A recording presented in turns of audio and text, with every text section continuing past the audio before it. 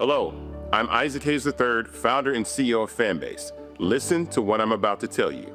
The window to invest in Fanbase is closing. We've raised over $10.6 million of our $17 million goal. That means there's room for less than 6,370 people to invest in Fanbase for the average amount. The minimum to invest in Fanbase right now is $399. That makes you an owner in Fanbase today. Go to startengine.com/fanbase to invest. Why? Because current social apps have taken advantage of users for far too long, with content suppression, shadow banning, harmful racist content, and no real tools for monetization and equity. Fanbase has over 1.4 million users and counting, allowing anyone to reach all their following and monetize their content from day one. Social media is the new TV, and whoever owns the apps that distribute that content have the opportunity to own potential billion-dollar companies.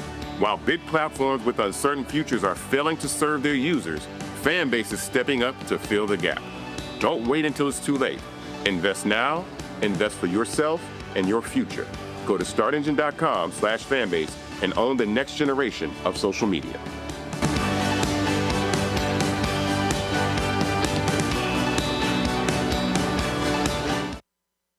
Folks, Black Star Network is here. Oh, no punches! I'm real revolutionary right now. Support this man, Black Media. He makes sure that our stories are told.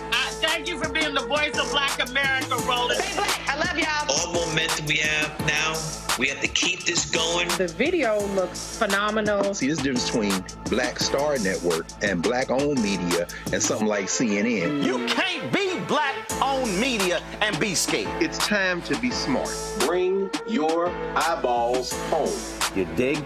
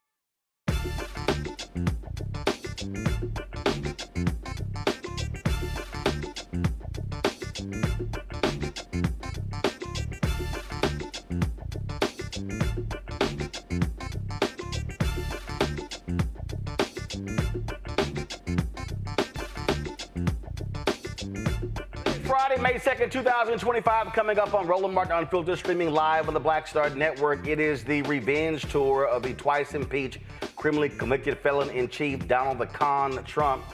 He is upset at members of Congress who call for his impeachment, even though he deserves it.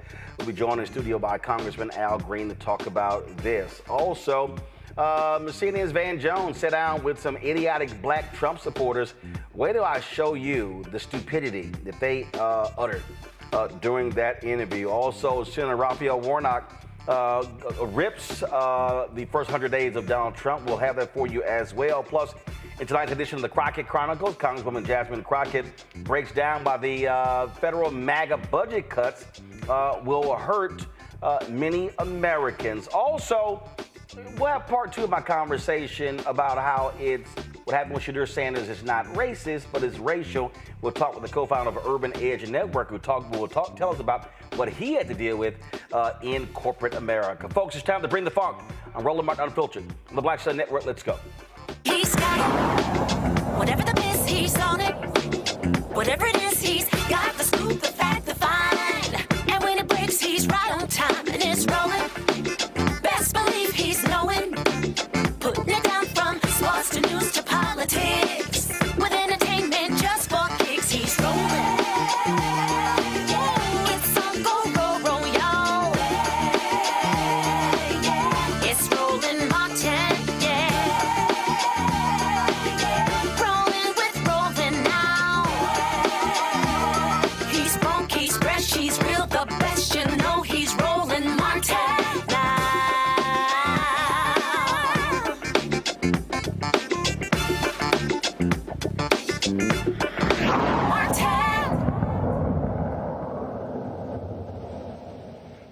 Donald Trump, twice impeached, criminally convicted felon-in-chief. He is attacking anyone and everyone. This is all about a revenge tour. That's what it boils down to. So now this idiot says Republicans should consider expelling Democrats pushing impeachment efforts against him. Okay, in his latest social media tirade, he came after Michigan Democratic Congressman Sri Banadir, who introduced an impeachment resolution citing a sweeping abuse of power, flagrant violations of the Constitution, and acts of tyranny that undermine American democracy and threaten the rule of law. Well, this is what the con man had to say about that. So pull the tweet up, and you'll see this here. Well, first of all, it's going to be hard for y'all to see that tweet, guys. We should have put that in our graphic. It's hard to see that, y'all. And so it's just all kind of craziness in here. He says the Democrats are really out of control. They have lost everything, especially their minds. These radical left lunatics are into the impeachment thing again. They have already gotten two no-name, little-respected congressmen, total whack jobs, both throwing the impeachment of Donald J. Trump around for about the 220th time, even though they have no idea for what I would be impeached. Actually, they do. Maybe it should be for cleaning up the mess that they left us on the border, or the highest inflation in our country's history, or perhaps it should be the incompetent withdrawal from Afghanistan, or Russia, Ukraine, or the attack of Israel on October 7th. It only proceeded because they allowed Iran to regain great wealth. These congressmen stated that they didn't know why they would impeach me, but we just want to do it. The Republicans should start to think about expelling them from Congress for all of the crimes that they have committed, especially around election time. These are very dishonest people that won't let our country heal. Why do we allow them to continuously use impeachment as a weapon against the president of the United States, who by all accounts is working hard to save our country? That's laughable. It's the same playbook that they used the first term. And it's a whole bunch of other stuff that he just goes on to say, blah, blah, blah, blah, blah, blah, blah, blah, blah, blah. And that's what he does over and over and over and over and over. Okay, he called lowlifes, he called Shifty Adam Schiff, and all this sort of stuff like this here. So joining us right now is Congressman Al Green. You've been quite vocal, Fred, about Donald Trump and his actions needing to be impeached. Just the latest salvo. I mean, we're dealing with a completely unhinged individual. He's desperate. He's entirely desperate, and he has no guardrails. You've seen what Judge Ketanji Brown Jackson said. She's in fear of the judiciary having some concerns, and she's encouraging her colleagues to have the courage to stand for justice.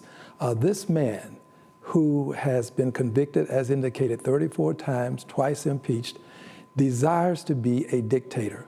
In fact, I contend that he has already crossed that line. When you defy orders of the Supreme Court of the United States of America, you're there. But there are those in the country who would have us believe that there has to be a constitutional crisis before you can engage in impeachment.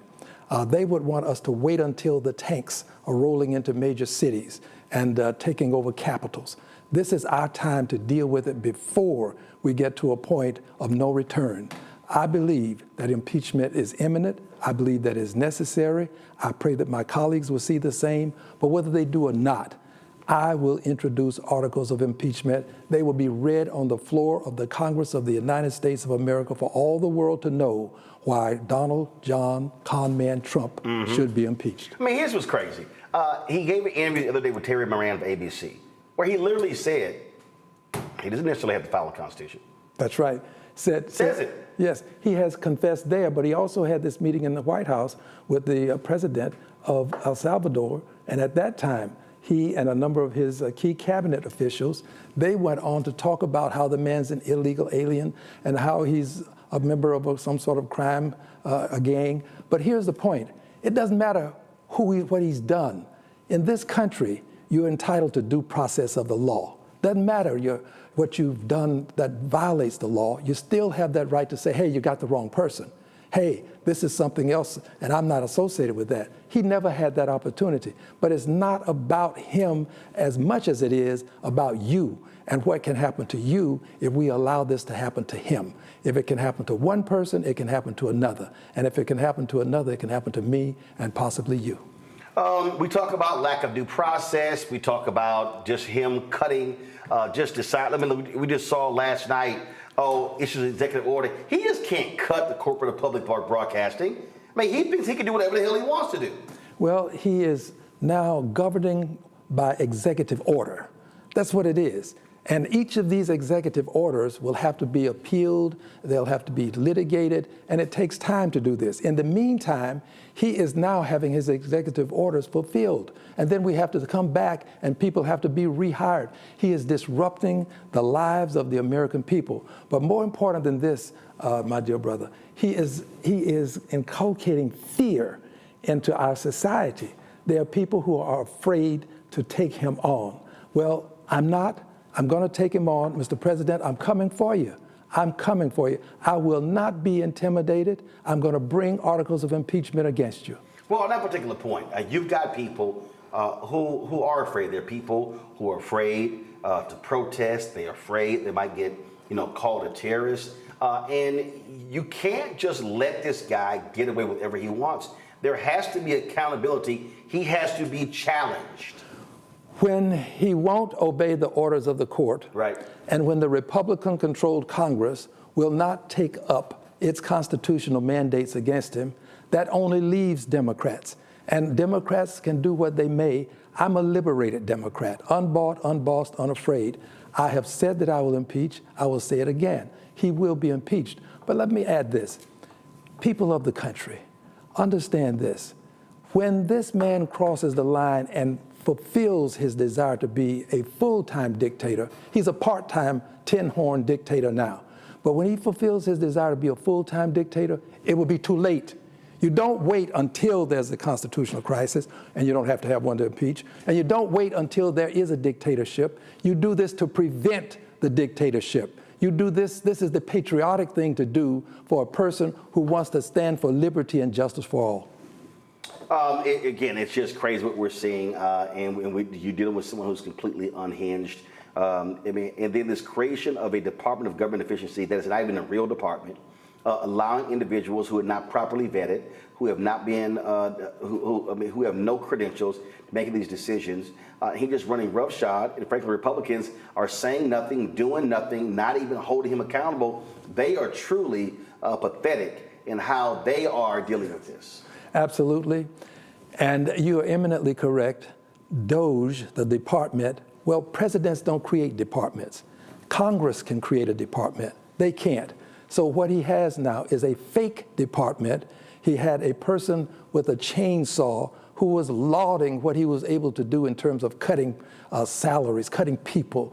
They did a cut on NASA. We were out protesting with those persons. They want to eliminate the Postal Service that is in the Constitution of the United States of America, eliminate it by privatizing it. They've said that Social Security is a Ponzi scheme. That's going to impact people who have made an investment in their futures. They're going to cut into that. And of course, I stood on the floor of the Congress of the United States of America, and I had my cane in hand, and I pointed out to the president that he does not have a mandate to cut Medicaid. He doesn't have a mandate to cut Medicare, nor does he have a mandate to cut Social Security. And that has become a battle cry across the length and breadth of this country. In fact, around the world, people understand now that this is what he would do. As you know, they're mandated to cut $880 billion from the committee that has oversight of Social Security, over Medicaid. And if they cut that $80 billion from that committee, then that's going to leave a lot of people suffering who are in need of medical attention. Indeed, indeed. Congressman Al Green, we appreciate it. Keep the pressure up. Well, let me just add one more thing, if I may, as I close. Listen, I don't drink, I don't smoke, I don't dip, I don't chew. I do have some vices.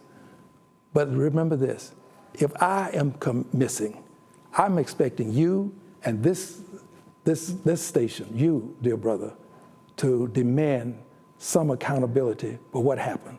This man is so unhinged, and he has people out there on the street who are unhinged. We don't know what can happen to people. When you have federal judges who have protection, federal judges, a chief justice on the Supreme Court saying we need protection and you've got to be careful. When he's talking about impeaching them, and he knows what that's going to do, it's going to send a message to those people on the street.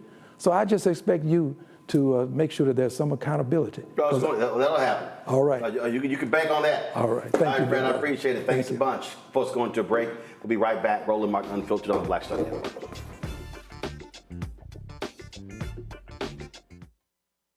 Next on the Black Table with me, Greg Carr, we look at one of the most influential and prominent Black Americans of the 20th century. His work literally changed the world. Among other things, he played a major role in creating the United Nations. He was the first African American and first person of color to win the Nobel Peace Prize. And yet today, he is hardly a household name. We're talking, of course, about Ralph J. Bunche. A new book refers to him as the absolutely indispensable man. His lifelong interest and passion in racial justice, specifically in the form of colonialism.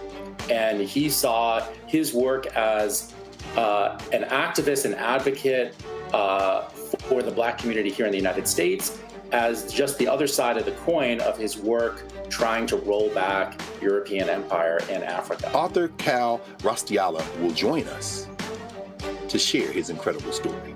That's on the next Black Table, here on the Black Star Network. We begin tonight with the people who are really running the country right now. Now, Trump is often wrong and misleading about a lot of things, but especially about history. Donald Trump falling in line with President Elon Musk. In the wake of the unsettling news that MSNBC has canceled Joy Ann Reid's primetime show, The Readout, Roland Martin and the Black Star Network would like to extend an invitation to all of the fans of Joy Ann Reid's MSNBC show to join us every night to watch Roland Martin Unfiltered, streaming on the Black Star Network for news, discussion of the issues that matter to you, and the latest updates on the twice impeached, criminally convicted felon-in-chief Donald Trump and his unprecedented assault on democracy, as well as co-president Elon Musk's takeover of the federal government. The Black Star Network stands with Joy Ann Reid and all folks who understand the power of Black voices in media. We must come together and never forget that information is power. Be sure to watch Roland Martin Unfiltered weeknights, 6 p.m. Eastern at youtube.com/Roland S. Martin or download the Black Star Network app. Hey, this is Motown recording artist Kim. You are watching Roland Martin Unfiltered. That boy, he always unfiltered, though. I ain't never known him to be filtered. Is there another way to experience Roland Martin than to be unfiltered? Of course he's unfiltered. Would you expect anything less? Watch what happens next.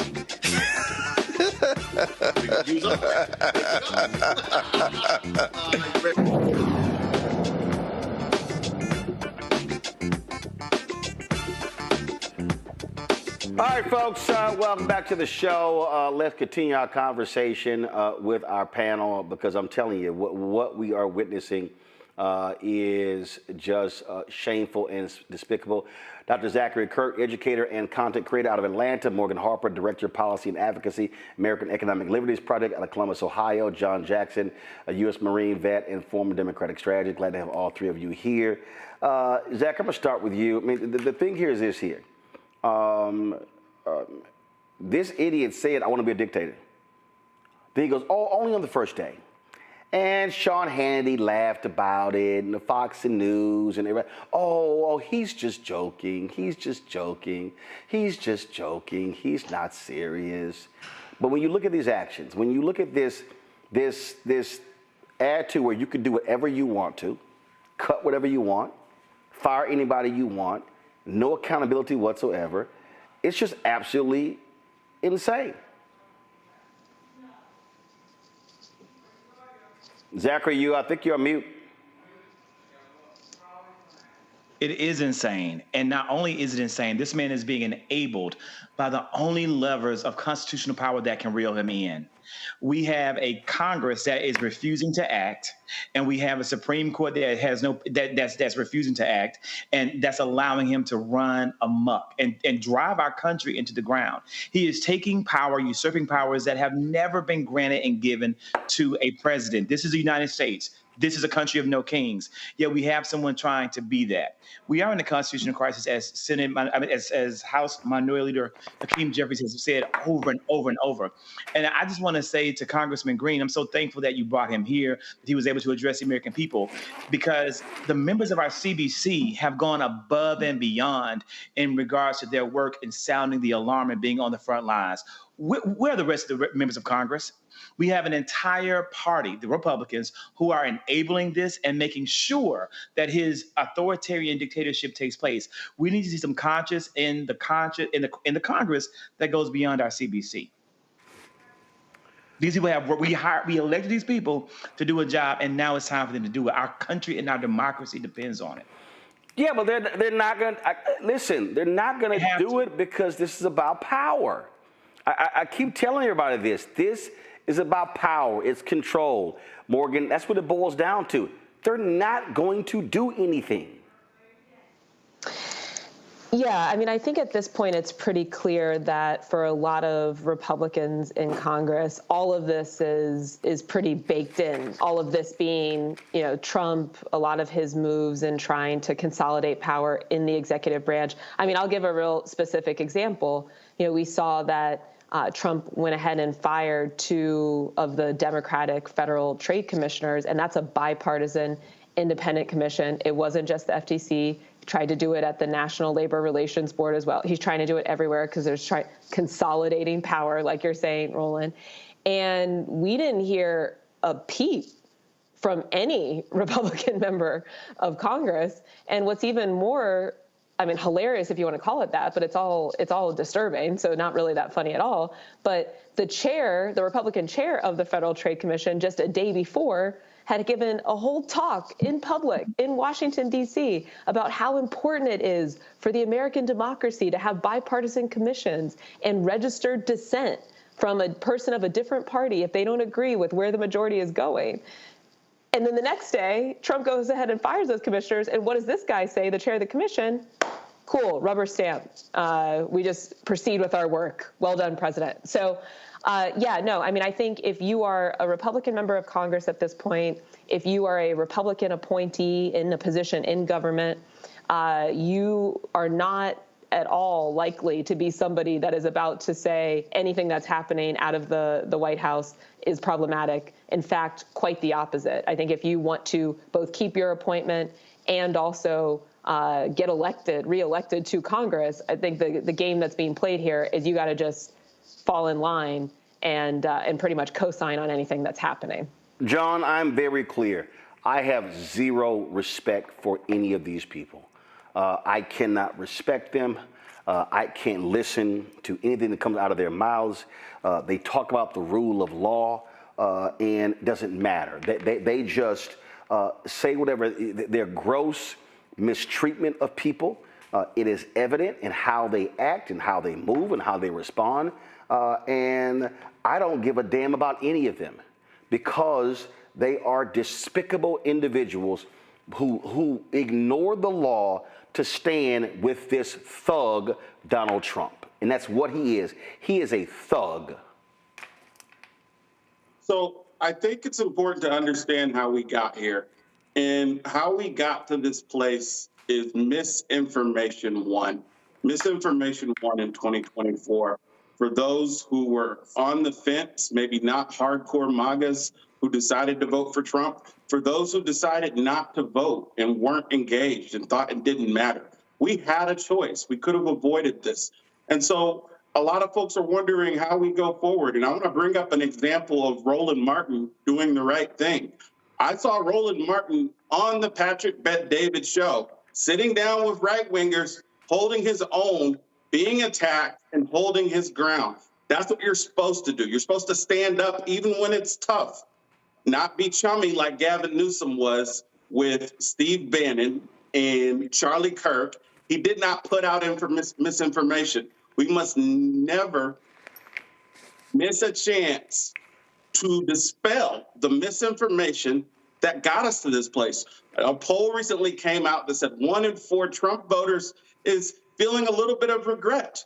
And those are probably the more independent people who fell into the misinformation that this guy was actually worth a damn. And so it is very important that you get more folks angry, more folks speaking out. The whole nation should be in protest mode because the only thing that's going to get us out of this situation is the people rising up, being engaged, and the majority of the people of the United States standing up and not tolerating this by their voice and by their. Let me be real clear. I'm going to kick their asses at every opportunity I can get. I'm not scared of any of them, not backing down.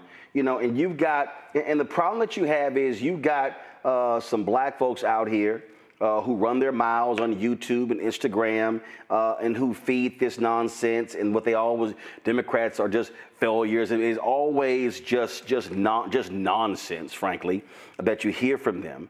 And then when you look at this sheer stupidity that comes from a lot of these shows out here, I don't watch.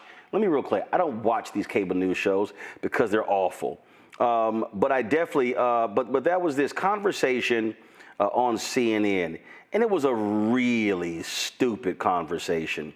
And that was this so-called lefty who I had to, I mean, she's supposedly a progressive, supposedly, who all of a sudden, let's see, what's this idiot's name? Her name is Batya Ungar Sargon, American Jew, author of Bad News and Second Class, okay?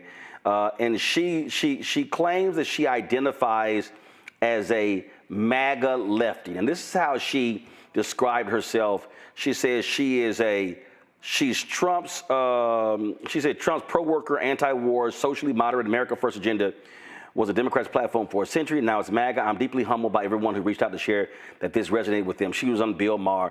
Okay, just so you understand how stupid these people are and the stuff that they say.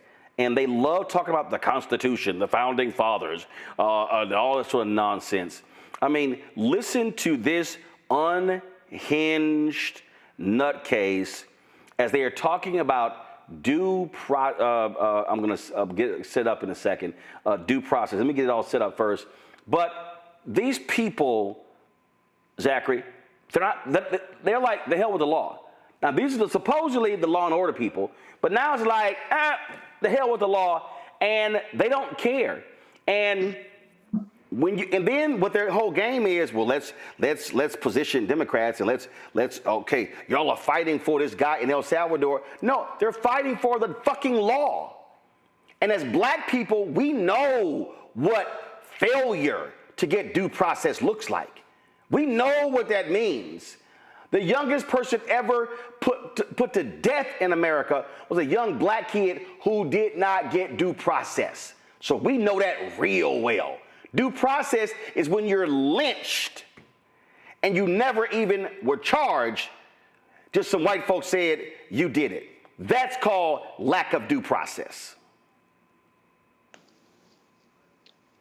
Zachary? That was a beautiful full circle moment, and why every single Black person who watches this, whether you're watching it live or you're watching in the replay, that what's happening to the migrants and the people who are in this country legally, authorized and allowed to come here legally, seeking asylum, seeking refugee status, on work permits and work visas, who have green cards, that are being detained by ICE and shipped to a foreign nation that is not the nation or country of their origin. Why this matters to you and to everybody in the Black community.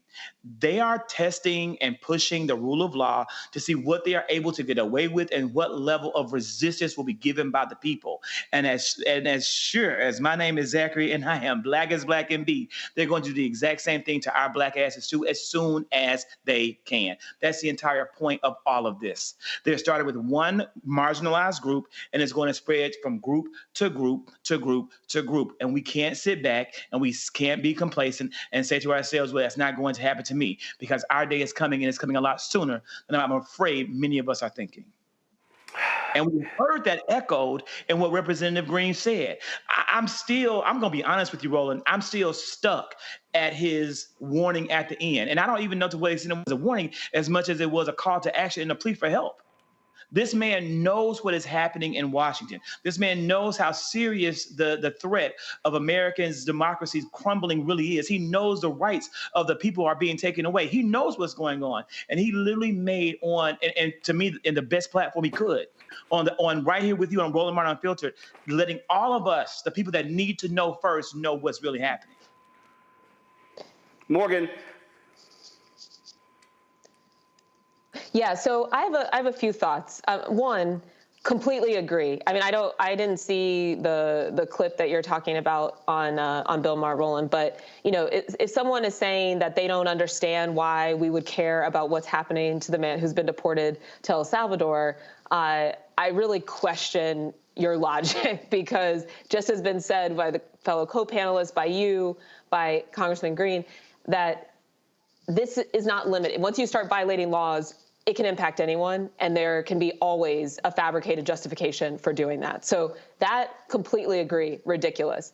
I guess I want to come back to this idea of people who supported Trump, though it was only because of misinformation, and just make sure we are all a common understanding of what we mean by misinformation. Because in my view, if someone decided to support and vote for President Trump, and they're saying that that was because of some economic motivation, because their life hasn't gotten better, because they don't feel like prior Democratic administrations have delivered for them, I don't think that that's misinformation. Now, maybe they were misguided to think that this administration was going to somehow be better.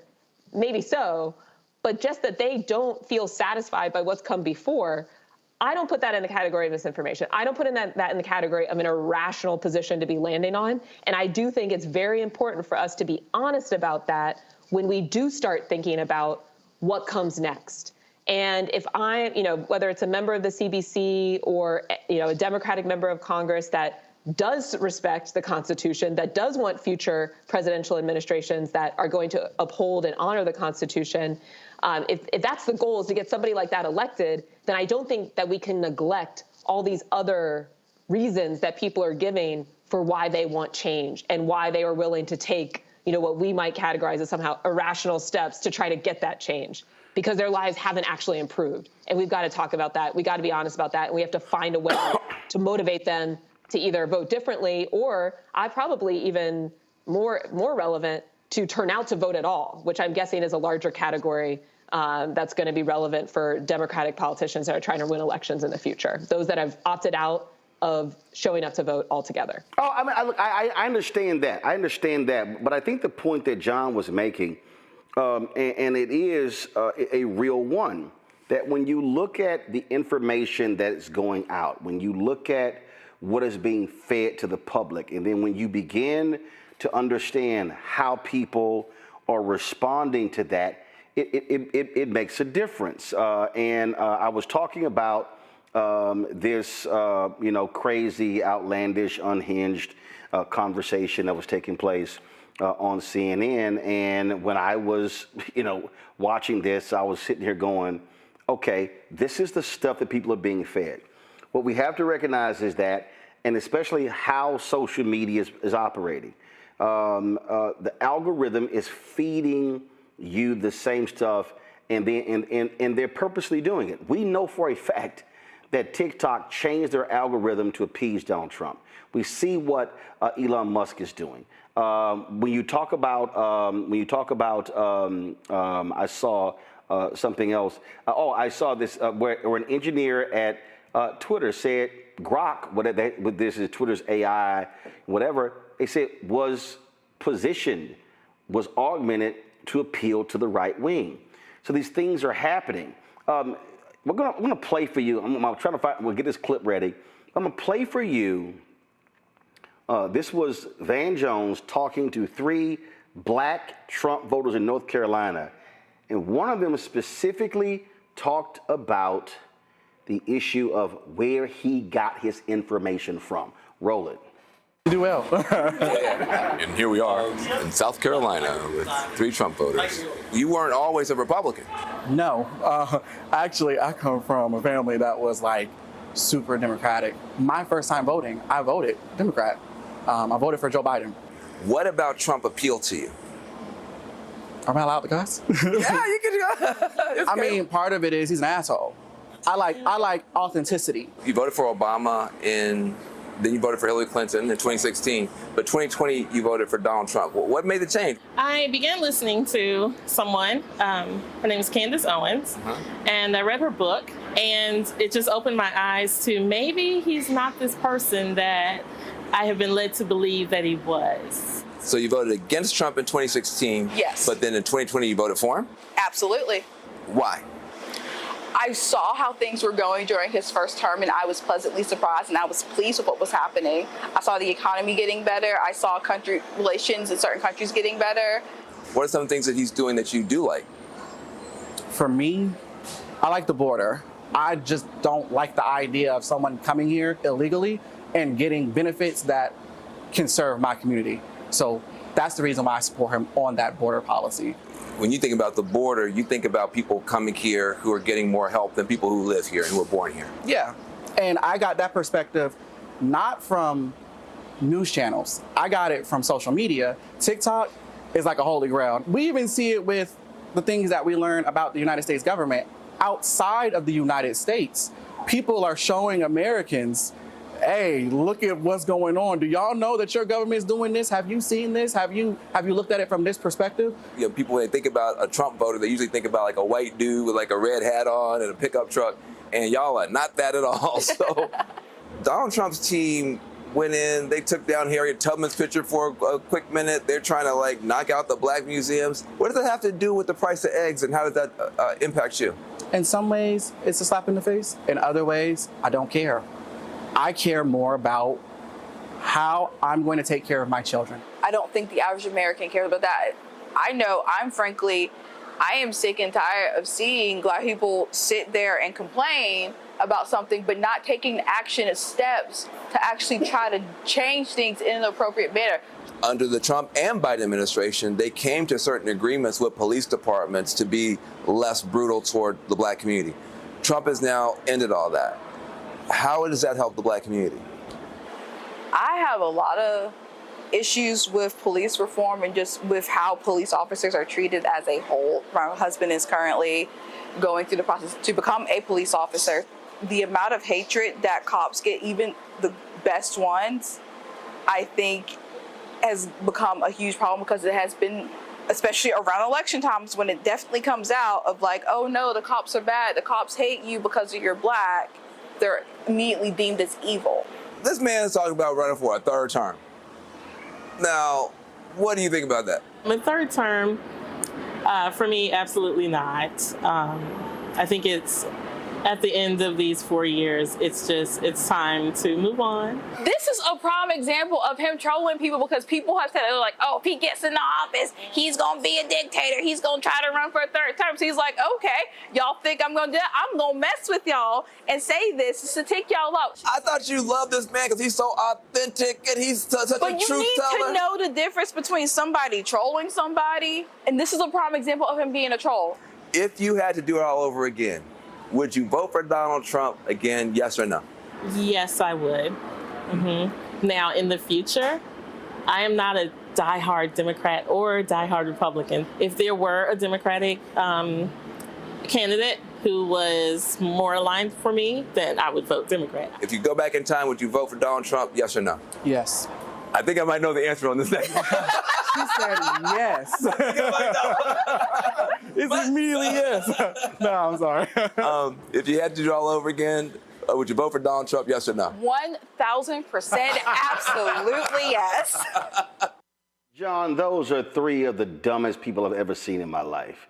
Okay, so let me just unpack what I heard. Now I know Morgan's like, oh no, you can't go there. Actually, I can go there because those are three idiots. First and foremost. Well, I want to hear the rationale. I want to hear. No, here's why. First of all, when the woman in red, yeah, I was listening to Candace Owens. We know she lies. We know she just lies. Well, I was listening to Candace Owens and I read her book. Okay, you're listening to a grifter. Okay, so she's not giving you factual information. She's a grifter. Then let's go to this idiot dude who needs a haircut. Okay, so he's sitting here. Yeah, TikTok is the holy grail. I'm not getting my information from news channels. I'm getting it from TikTok. Here's what we know based upon polling. People who got information from news sources voted more so for Harris because they got factual information. Folk who got their information from non-news sources, they voted for Trump. So right there, he's listening to people who don't know what the hell they're talking about. Then, I kind of like it that he's an asshole. Okay. I don't know how you can run against that because if you just choose not to be an idiot, I mean, I don't know how you could do that. But then you got the other woman, I'm sick of black people who don't try to do something to fix the situation. I'm sorry. Those three were in North Carolina.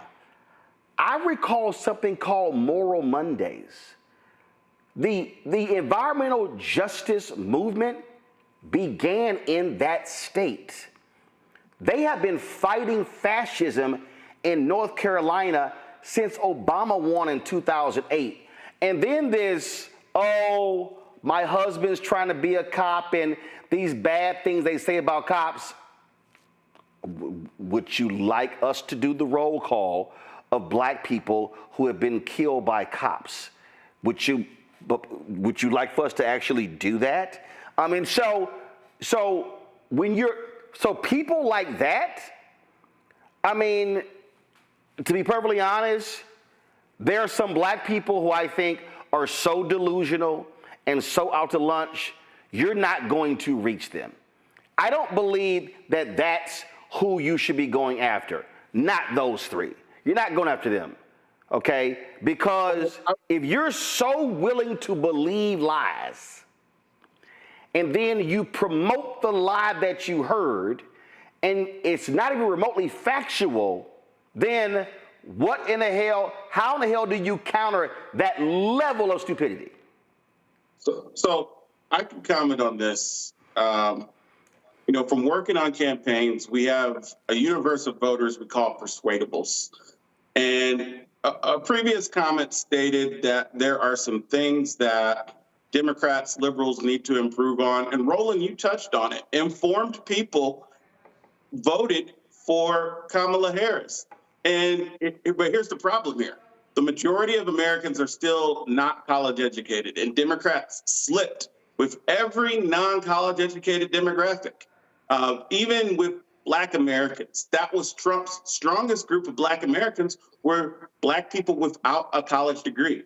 And so I think that part of putting out misinformation is being able to message people who might not be as educated as us, who might not understand things as easily as we do. We've got to learn how to break it down Barney style, as we used to put it in the military. We have got to explain things to the hood, explain things to the holler, explain things to people who might not get it and don't easily get it. That is going to be the key to saving democracy, because in 2024, it's a fact. You know, no after-action report shows us doing well with people without college degrees, and we've got to figure out a way to stop them from falling into the misinformation rabbit hole. We got to stop these Gen Z men. One of those guys was a Gen Z man. We got to stop these Gen Z men from falling into the misinformation rabbit hole. Well, but I think this is also where, Morgan, when you start breaking down, I mean, you look at the pathetic PAC, Future Forward PAC. 70% of their money was spent on linear television. That was just stupid. What people need to understand is we are now living in a social/digital first world. We are, okay? The world of the Time, Newsweek, cable networks, broadcast networks, they do not, on a daily basis, on a 12-hour block basis, a 4-hour block, an hour, a 30-minute, by a minute-by-minute basis, they do not really speak to the hearts and minds. If you do not have a targeted social digital strategy where you're flooding the zone with real, truthful information that's also entertaining, you're gonna lose. Absolutely. Absolutely. We've been in this digital age. Yeah. And by the way, it's not an accident that you have someone who is Gen Z, younger people, who are mostly getting their information from TikTok. I hear that all the time when talking to young people. Why is that? Because TikTok is free, right? Right. And so if you're at this point trying to be a well-informed consumer of lots of information sources, well, get ready to pony up. How much money for digital subscriptions? It's going to be, I know I pay $12 to be able to read my local paper, the Columbus Dispatch. Then if you want to try to read New York Times, Wall Street Journal, all these online platforms, support Roland Martin. And I'm pulling up TikTok right now to sit here to keep going, because I'm gonna say something about it. Go ahead. Yeah, it's free, and so absolutely agree with what you were just saying, that this is where the people are at. This is where they're going to be. This is where people who have maybe less money are going to be at. But this is also just where younger people want to be at, because they like consuming information like this online. And it's not an accident, though, or it's not an inevitability, I should say, that there's only certain kinds of platforms that get traction over others, like a TikTok, or some of the way that the ad market has been structured with Google and Facebook. So here's why I push back a little bit on this is just the inevitability, or Democrats have done enough here. Is, when's the last time you heard a Democrat talk about this? When's the last time you heard a Democrat talk about the market structure that has allowed local media to be decimated over the past 20 years? But hold up. Right? To answer your question. Okay. To answer your question, and this is why it goes to what you just saw. From 2016, so if you go from Trump winning in 2016 to present day, how many times have we been inundated with, let's go to a diner? What are the Trump people thinking? To your point, even mainstream media, they ain't talking to Democrats. They're not talking to progressives. They're not saying, hey, how do you feel about what's happening right now?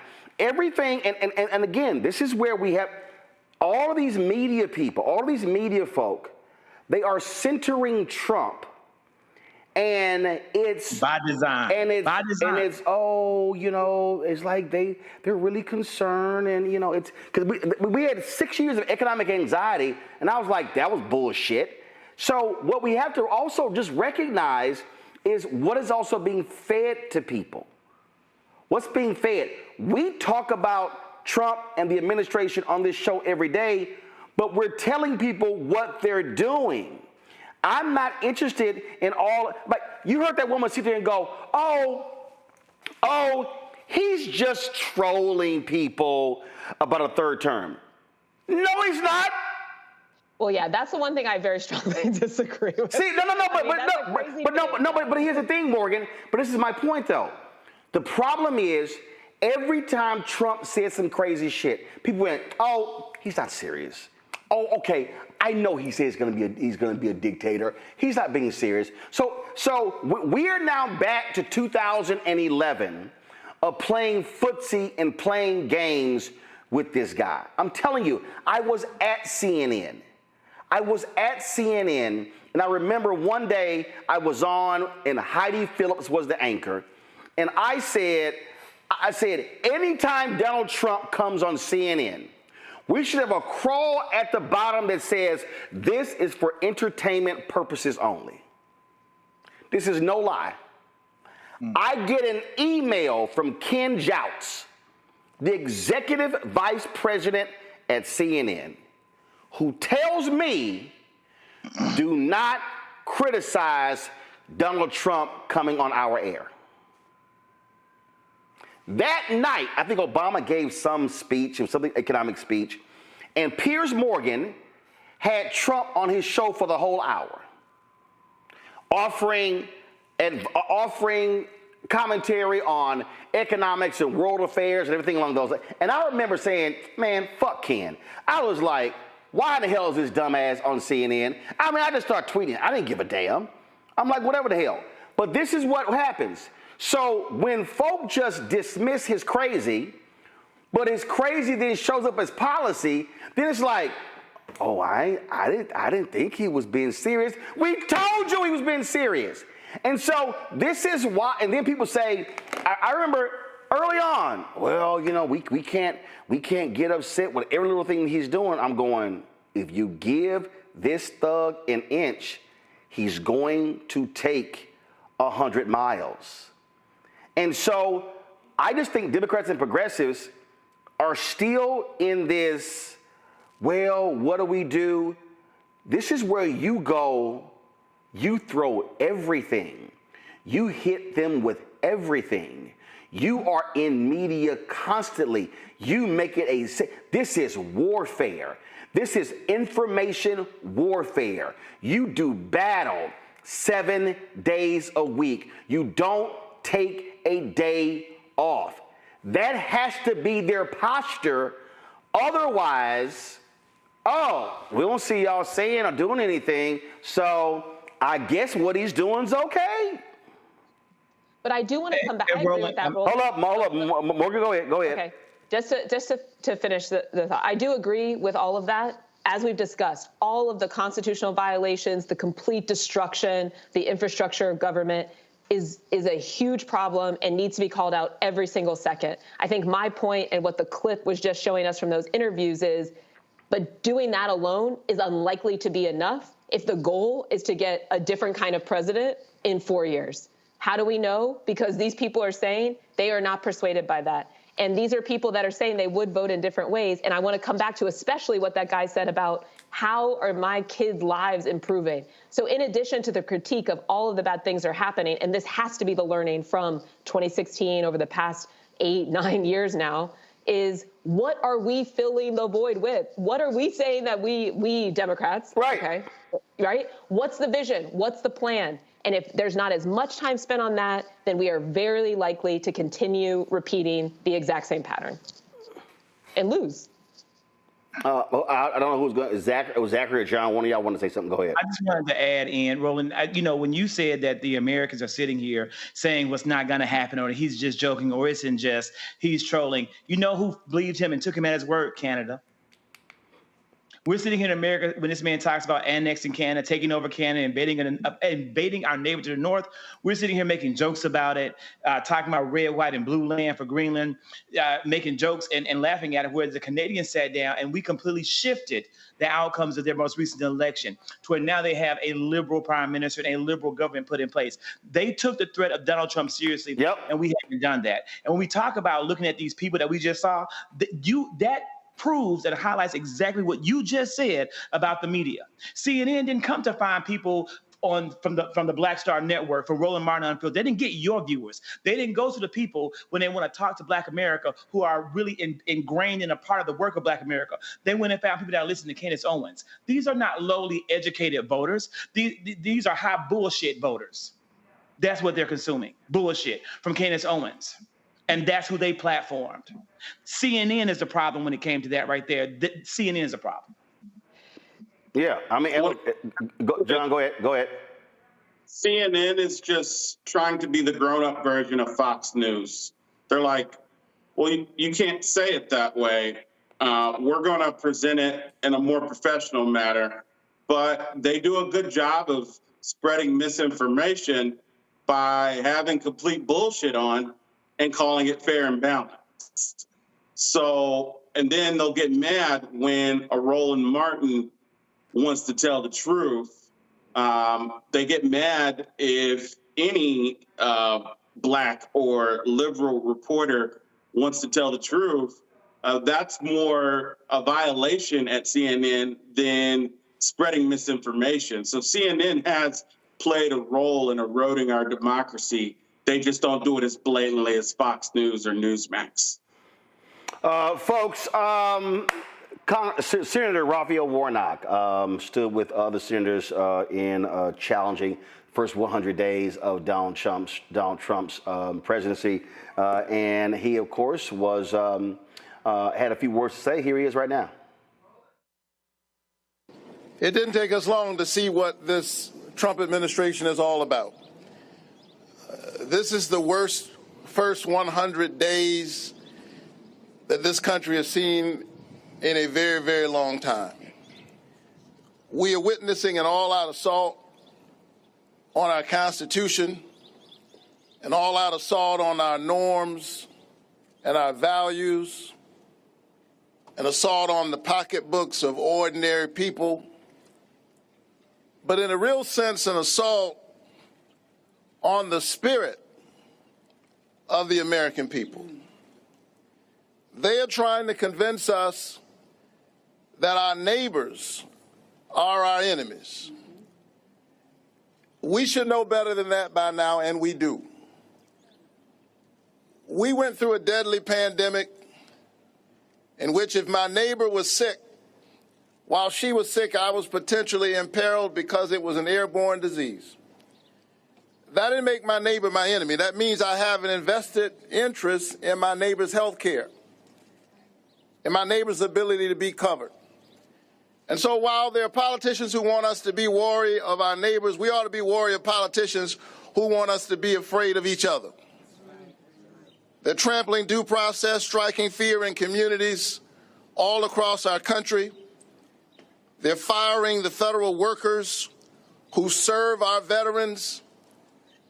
Many of them are veterans themselves. They have had the honor necessary to fight for us. And then they come back and they've got to fight with us to get ordinary respect for the work that they've already done and the work that they're trying to do. They're trying to shut down Social Security offices in Georgia and all across the country, drinking water safety offices. And why are they doing all of this? They're doing all of this in order to pay for a tax cut for billionaires, all the while adding billions of dollars, trillions of dollars over time to our national debt. But here's the thing that they're really trying to do. They are trying to weaponize despair.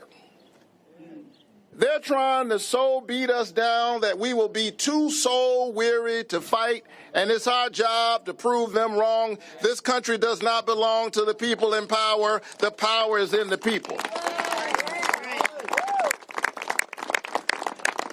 And so I want the American people to be clear that we are fighting. In many ways, you will see our fight. Sometimes you will not see what the fights that we're engaged in, but know that we're fighting for ordinary people. Because we believe that if you center the people rather than the politics, you have a chance at getting the public policy right. That's right. And so we invite our Republican colleagues to join us. The doors of the church are open. The time is always right to do what's right. It's never too late to be on the right side of history. And so we want you to rise up to this moral moment. and to recognize that we will not give in to wannabe autocrats who want to convince us that they have already won. If they can convince you that they've already won, then you won't fight. You won't raise your voice. The great Andy Young, who's now in his 90s and is a great source of wisdom for me, tells a story of how after they had passed the civil rights bill into law, Dr. King and his team went to visit with President Lyndon Baines Johnson. And Dr. King said to President Johnson, I need a voting rights law. My people are being disenfranchised, and we've got to pass a voting rights law. And the president said, Martin, I agree with you, but the sad political reality is I don't have the power to do that right now. I just passed a civil rights law. I've used all of my political capital to muster that through the Congress. There's no way I can get a voting rights law passed. I don't have the power to do that.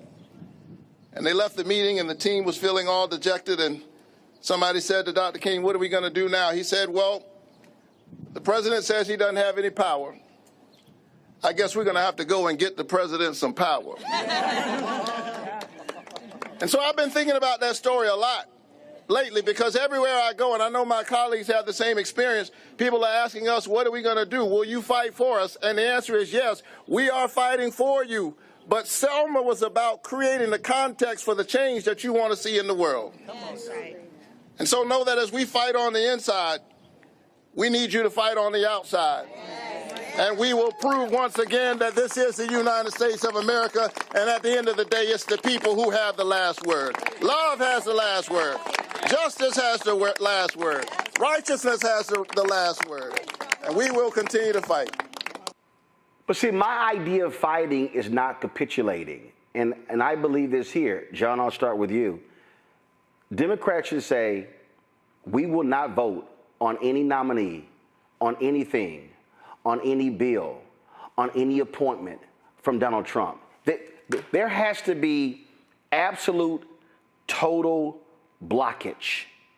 When you're limited, somebody had commented on my Instagram page, Hakeem, you should be doing more. First of all, they don't have the power of the House. The rules in the Senate are different. Democrats should say, what's the answer to every Trump nominee? No. I don't give a damn if you like them. No. Because we already see what happened. There were Democrats who voted for Hegseth, who voted for Sean Duffy, who voted for a bunch of these people, and now they're like, oh, I should have done that. Yeah, we tried to tell you. The way you fight is you use every lever of power that you can to stop his agenda. John. Absolutely. I 100% agree. I think that sometimes a lot of folks say this, it might be overused, but Democrats bring knives to a gunfight. And I think if this is the gunfight we believe it is, then you have to be willing to be obstructionists.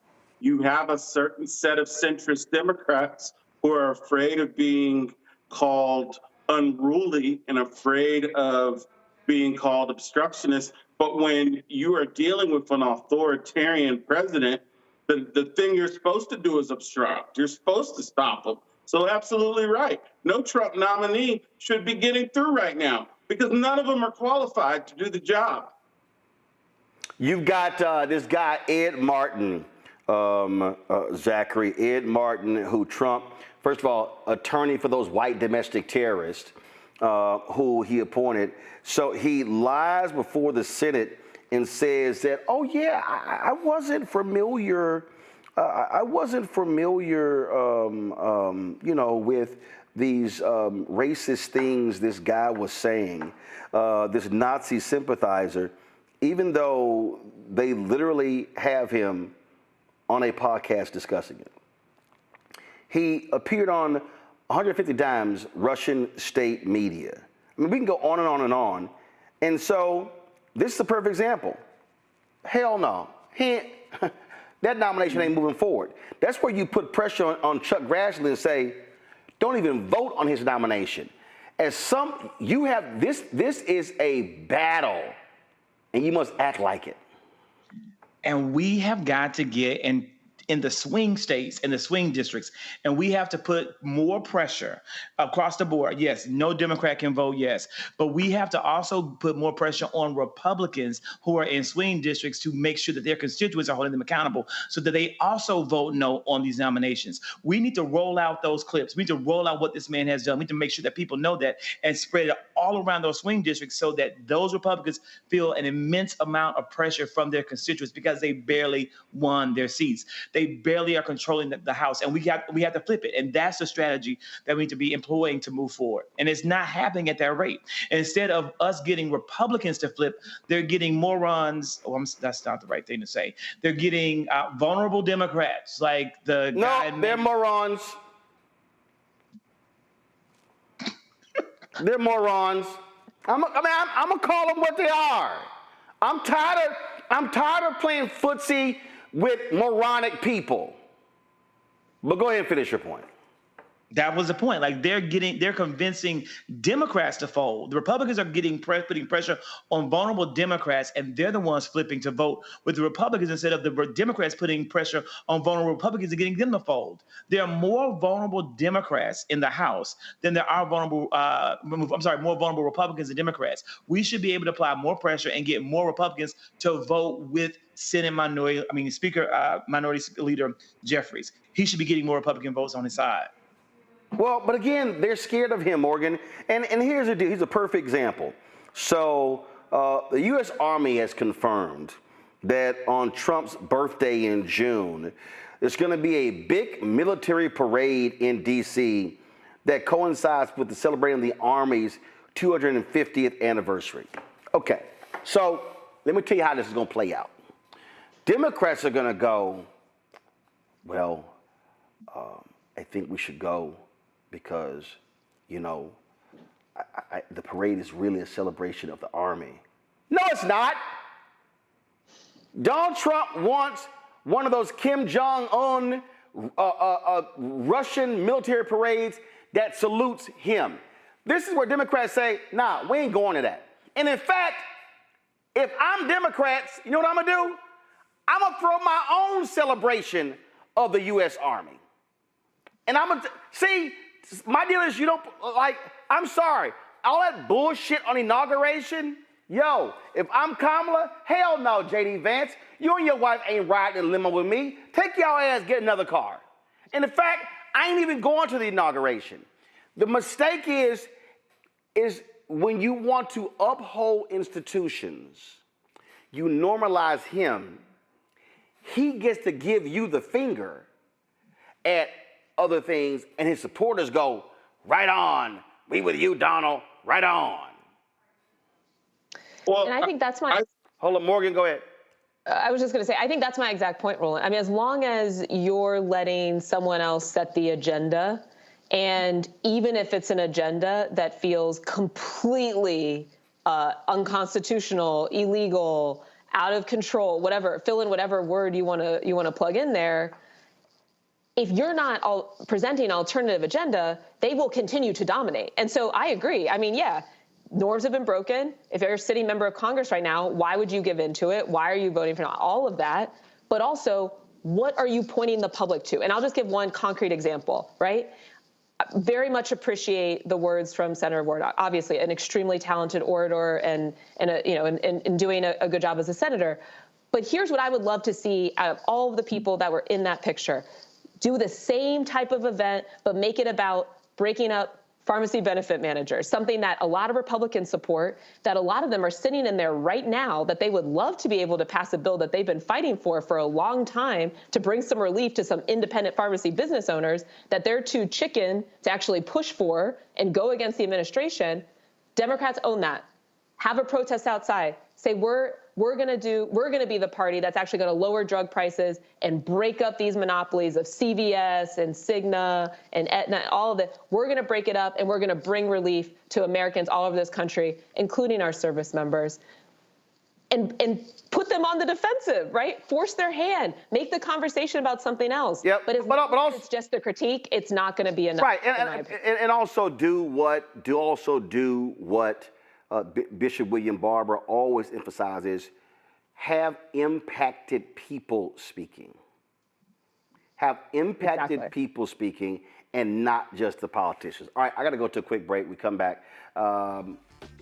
Why is the press gallery at the U.S. Capitol refusing to give credentials to the black press of America? Wait till I tell y'all what the hell is going on there. You're watching Roland Martin Unfiltered on the Black Stud Network. Support the work we do. Join our Bring the Funk fan club. If you want to contribute to our fan club, via Cash App, use the Stripe QR code. You see it right here. If you're listening, go to blackstudnetwork.com. You want to send a check or money order, make it payable to Roland Martin Unfiltered, P.O. Box 57196, Washington, D.C.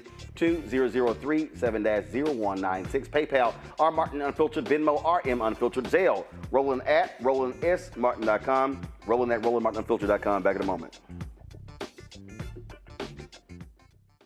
This week on the other side of change. Mass incarceration, Trump administration is doubling down on criminalization, and how it is profitable. And there's something really, really perverse about saying that we need to put people in cages in order for other people to have jobs. Like, that is not how our economy should be built. Only on the other side of change on the Black Star Network.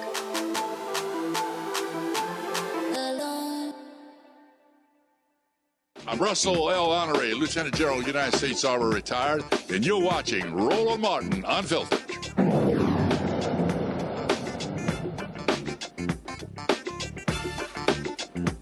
Well, I tell y'all, it's always a battle when you're in black-owned media, when you're dealing with, frankly, white folks who are in control of various systems.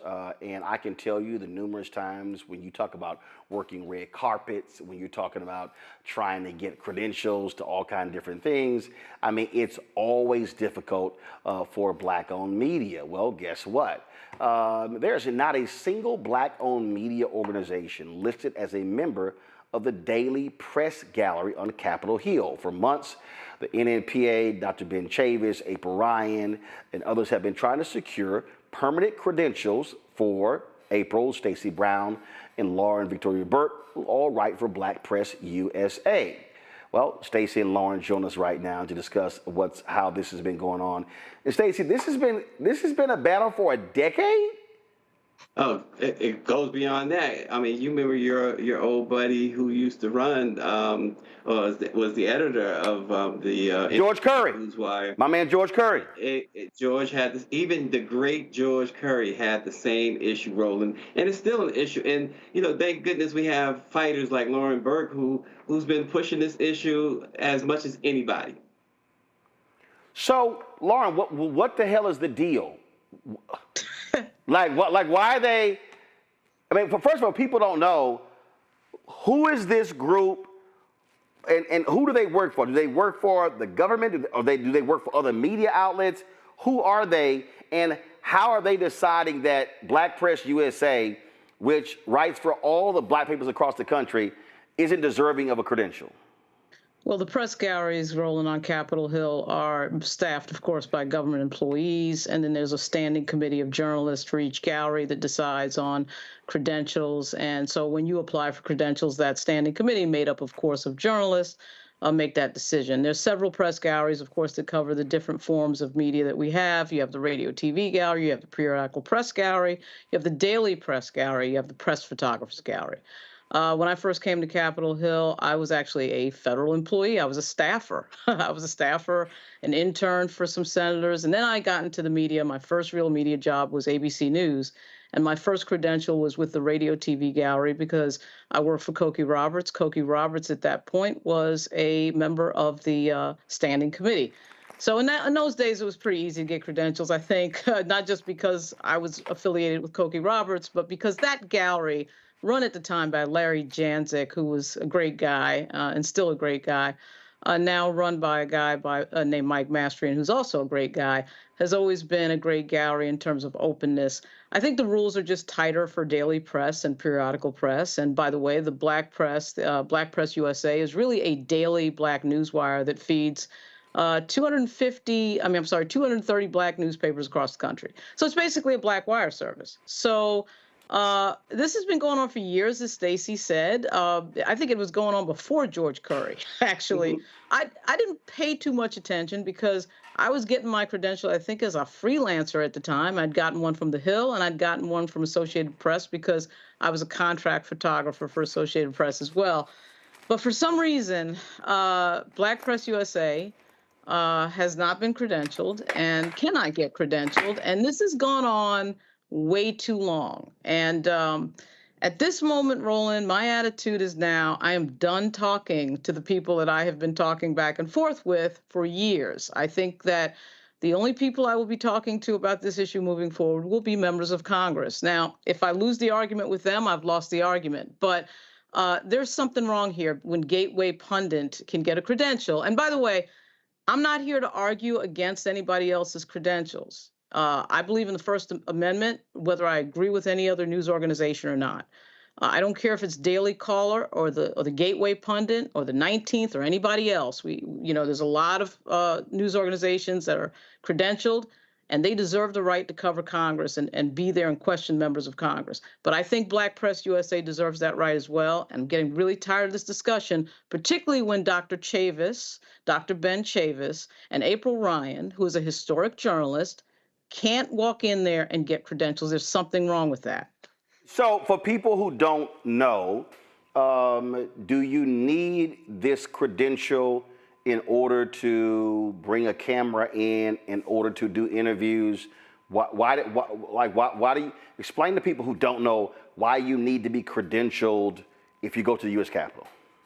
Once upon a time, it was a lot easier, Roland. Right now, because of the restrictions of security, it has become increasingly difficult to have a face-to-face with a member. Now, of course, you can stake a member out at their office in one of the office buildings or a senator.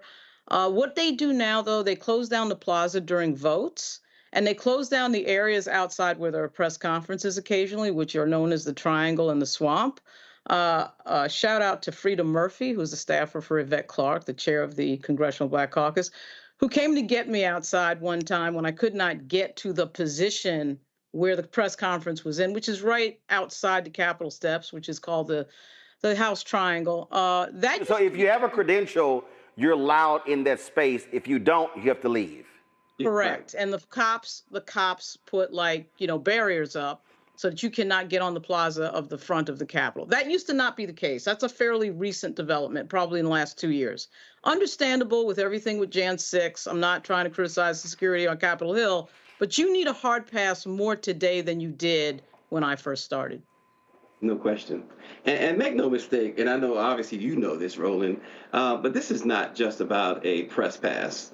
This is a decades-long battle. This is a reluctance to allow, as already been stated, the Black Press of America, the nation's trusted Black-owned wire service and news organization, into the same spaces as the AP, Reuters, CNN, the Senate Press Gallery, and House Gallery have continuously stonewalled us, denied us, and disrespected the very essence of what we represent, Roland. And you know that. And here's the thing. Today, we are seeing the word diversity be turned into a curse word by this administration and by this Congress. We are seeing Black history, American history being attacked and threatened with erasure. Our community needs you, of course. You do more than anybody, Roland, but they need you. They need the Black press more now than probably ever before. Well, see, what people don't understand, the fight, the battle that goes on, behind closed doors. This is a battle in Hollywood every single year when it comes to award time, and because of where you get positioned on the carpet. So in our Black Star Network studios was hanging up. This photo is hanging up right here. Let me see if I can do it right here. All right, this photo. So let me explain to y'all. Okay, first of all, switch cameras. Go to camera 2. Give me a wide shot. Thank you. So just so y'all understand. So y'all see this photo here? All right. So what Stacey and Lauren are describing, let me tell you how this happened. So we're in Dallas. Hillary Clinton is first lady, and Hillary Clinton is coming to the Martin Luther King Center on King Drive in South Dallas. Literally less than 100 yards across the street is the Dallas Weekly, black newspaper. So I go over to the King Center, and I'm just checking out, everything. So I walk into this room, okay? Shot taking the same room. So they had two rooms. They had one room set up where they had a bunch of lights, and then they had another room across the hall. So I said, hey, what's going on in here? They said, oh, well, when the first lady comes, she's going to visit with some of the kids and who are in the daycare. And I said, really? Okay. Well, who's going to be in the press pool? They said, oh, the Dallas Morning News, the Fort Worth Star-Telegram, Associated Press, Reuters, I think UPI was still around. And I went, I'm sorry. Ain't no black people, ain't no black media in the press pool? They said, no, and it's all closed. I said, oh, hell no. I said, ain't no way in hell the first lady is coming to Black South Dallas, coming to the Martin Luther King Center. I said, and a black paper is less than 100 yards across the street, and ain't nobody in the black press gonna be in this damn press pool. I said, you need to go get somebody on the advance team. And they were like, And so I handed my card. I was managing editor of the Dallas Weekly. And so it came back, Mr. Martin, you've been added to the press pool. I'm like, you damn right. Now, I need people watching to understand that means that by having nobody, if nobody black was in that press pool, that if we wanted to run photos of the first lady in talking with these black kids, we would have had to buy the photo from AP or some other source. Right. And this is the stuff that I need people watching every day to understand. This happens all of the time.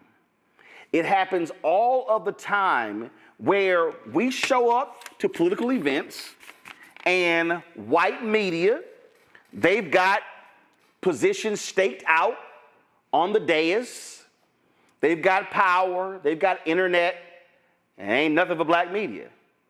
And so, y'all know I'm petty and I'm ignorant. I remember when Kamala, they had, which event was it? It was when she spoke with the White House in the background at the event there. And, we got there early, had to set up, and we came back, and Univision or somebody was like literally in our space. And I was like, oh, hell no, y'all got to move y'all shit. And they were like, no, we're going to be here. I said, no, I guarantee y'all going to move y'all shit. I said, what y'all not going to do is stand here in our space. I need people watching to understand.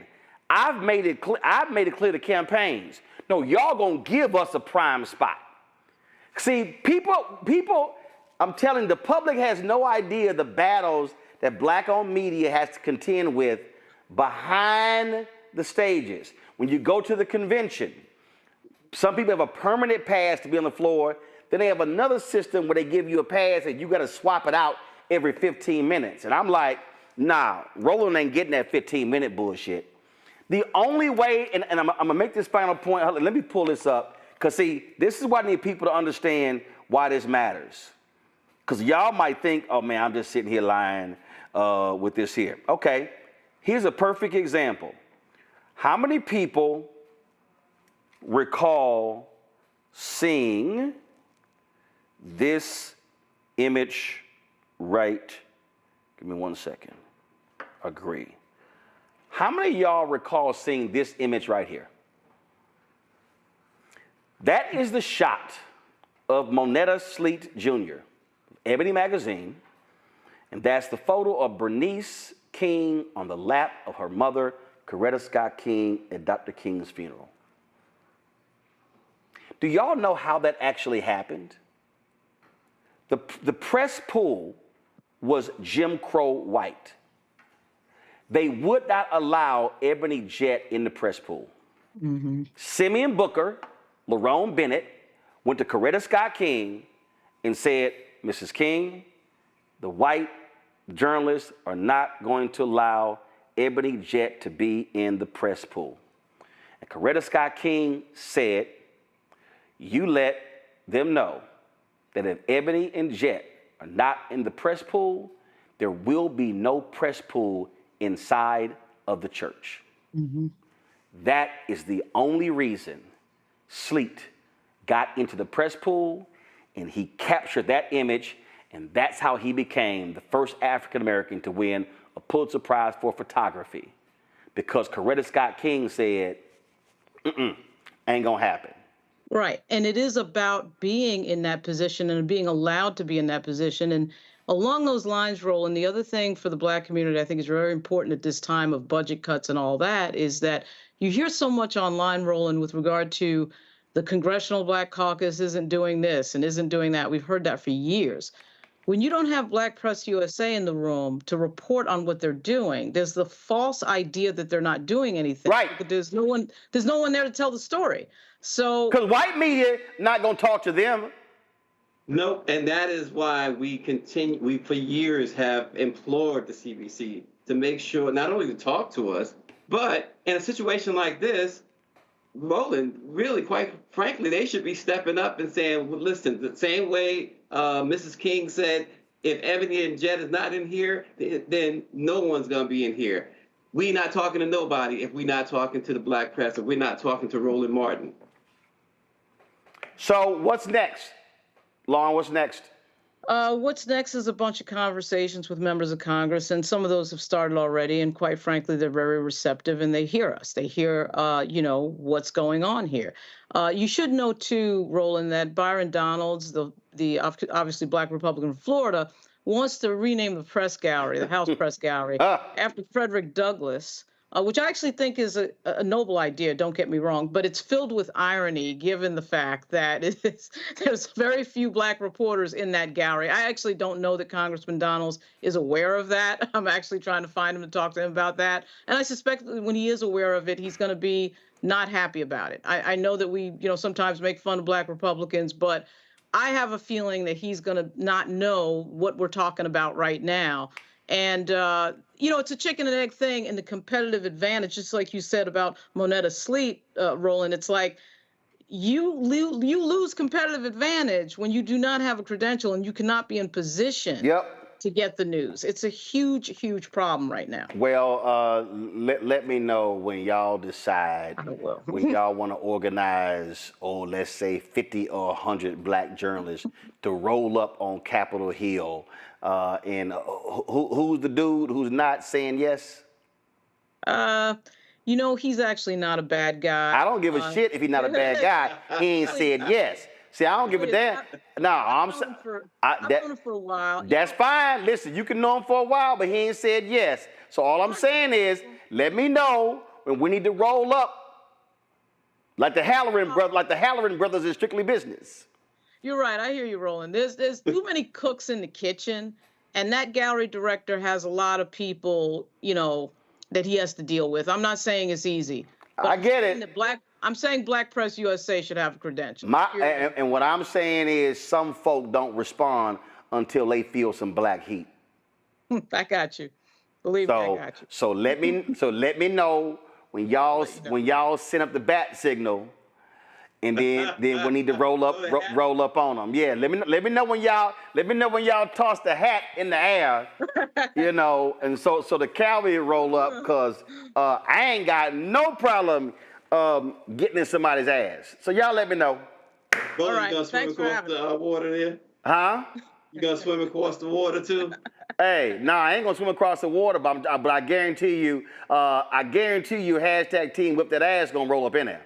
All right, I appreciate it. Thanks a lot. Thanks, Roland. Listen, this is the stuff. John, let's start with you. This extends beyond this issue here. This is what happens when we talk about political advertising money. We talk about general market money. We talk about all sorts of things. It happens on the local level, the state level, and national level, how black organizations, black entities do not get the same respect. I was flying. I don't even know, do I have it with me? I was flying. And you can switch the camera over here. I was flying. And when you fly and you have a media credential, because we're media, when we check bags, we get to check bags up to, do I have my credential with me? I don't have mine. I thought I had it with me. When we check credentials, when we check our stuff, you know, we get to check bags up to like 100 pounds. And we pay 50 because we carry gear. So I don't actually have my roller. I thought I had it's probably at home. This is like a credential from I got from a couple of the events. So at the airport, when you check your bags, you show your credential. So I check in United, homeboy goes, "Oh no, that's not satisfactory." I was like, "Excuse me? What you mean it ain't satisfactory?" I said, "Shit, it's satisfactory for Secret Service at the White House." And then another person at United who knew me, and mind you, I got 1,000,003 miles. I'm Premier 1K, all this sort of stuff. And I was like mad as hell. But I guarantee you, if I had flashed the CNN credential, no problem. But this is the stuff that people have to understand that black folks deal with when they do not see us as equal to others. Absolutely. I know. I think that this is a form of institutional racism. You know, the reality is when policies don't allow access to certain groups of people, it is an institutionally, systemically racist policy. And that is what has kept black folks from upward mobility. That is what's kept Black America's plight from being heard, is keeping us from having access. And so it's especially important in a time where diversity, equity, and inclusion is under attack. Affirmative action has been under attack, because the reality is we aren't a post-racial society. And it's very important that we have systems in place that make sure that Black journalists, Black media, have access to everything that they need access to, that Black institutions, period, that institutions that serve Black people have resources. Right. And so I think that it's an especially important conversation right now, as we know that DEI is just a code word for Black sometimes, and it's their new N-word. Zachary, perfect example. Last week, Reverend William Barber, Bishop William Barber, and others were arrested for praying in the Capitol Rotunda. This right here is an image of them being arrested by Capitol Police as they were praying. Then they ushered all the media out. We actually ran the video. Now, here's what's interesting. They were talking about them making a disturbance, but these are the same folk. Now, this guy, Jack Jenkins, reported this here. 2 years ago, when right-wing activist Sean Fuchs held an impromptu evening worship service in the Capitol back in 2023, police occasionally walked in to speak with lawmakers participating, but no one was arrested. So, again, they were arrested, and he wasn't. This is what we're talking about here. Roland, while we have been here, I saw a breaking news alert that the family of Ashley Babbitt, 30 million. They're getting our American taxpayer dollars after their daughter went down to the Capitol to participate in the insurrection. A white domestic terrorist was shot because her dumb ass would not obey orders, and Trump has given her family $30 million of taxpayer money. Of our money, $30 million of our money. And again, may she rest where she rests. But that is what we're dealing with. These people caused an insurrection. Now they've been let off scot-free. And now our president and Republican members of Congress are talking about giving the families restitution. While you're telling me that you're not able to do anything to support the Americans who've gotten education through student loans, while you're telling me you can't do anything for the black people in this country that are owed reparations, but we're going to give insurrectionists restitution, they're going to get money for the insurrection they caused to overthrow the American government and democracy? Well, that's what we have going on in Washington, where these pastors, these ministers can't pray, but the family of Ashley Babbitt gets $30 million. I said over and over again, Morgan, you got to stand up and fight and make it perfectly clear you're not going to treat us separately as you treat other people. Yeah, and I hope this discussion, these examples we talked about, is an invitation to go big. I mean, truly, it kind of breaks my heart hearing the discussion that it's been years that we've been fighting for this access. It's like, no, when you have power, use it to the maximum effect to impact as many people's lives. Take every fight and just win, deliver. That's what we're seeing happening in this administration. We should be respecting the Constitution, but very aggressively trying to deliver for our people. Indeed. All right, folks, hold tight 1 second. We come back. We talked last night about Shadur Sanders and how maybe what happened to him wasn't racist, but it was racial. And I told y'all in my story, it don't happen. That just not in sports. And so I'm going to talk to a brother who knows this story very well. And it's something that we have to understand that is live and well, especially in the age of all the folks who are attacking DEI. You're watching Roland Martin Unfiltered right here on the Black Star Network.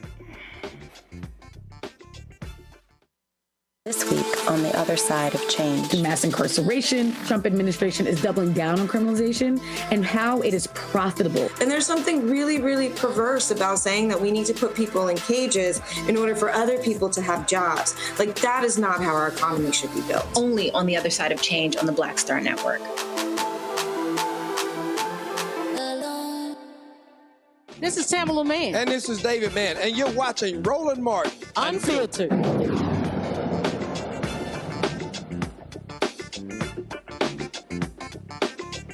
All right, folks, still lots of conversation about Shadur Sanders, how he was treated by the NFL, falling significantly in the draft to the 5th round. And there was this conversation between Clarence Hill and Jamel Hill that spurred me to have a conversation last night, where they said that, Jamel said, I don't think it was racist. She gave other reasons.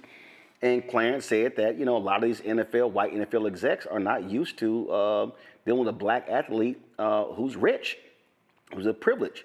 And so I talked about that we have to recognize that things happen that they may not be racist, but they are also racial.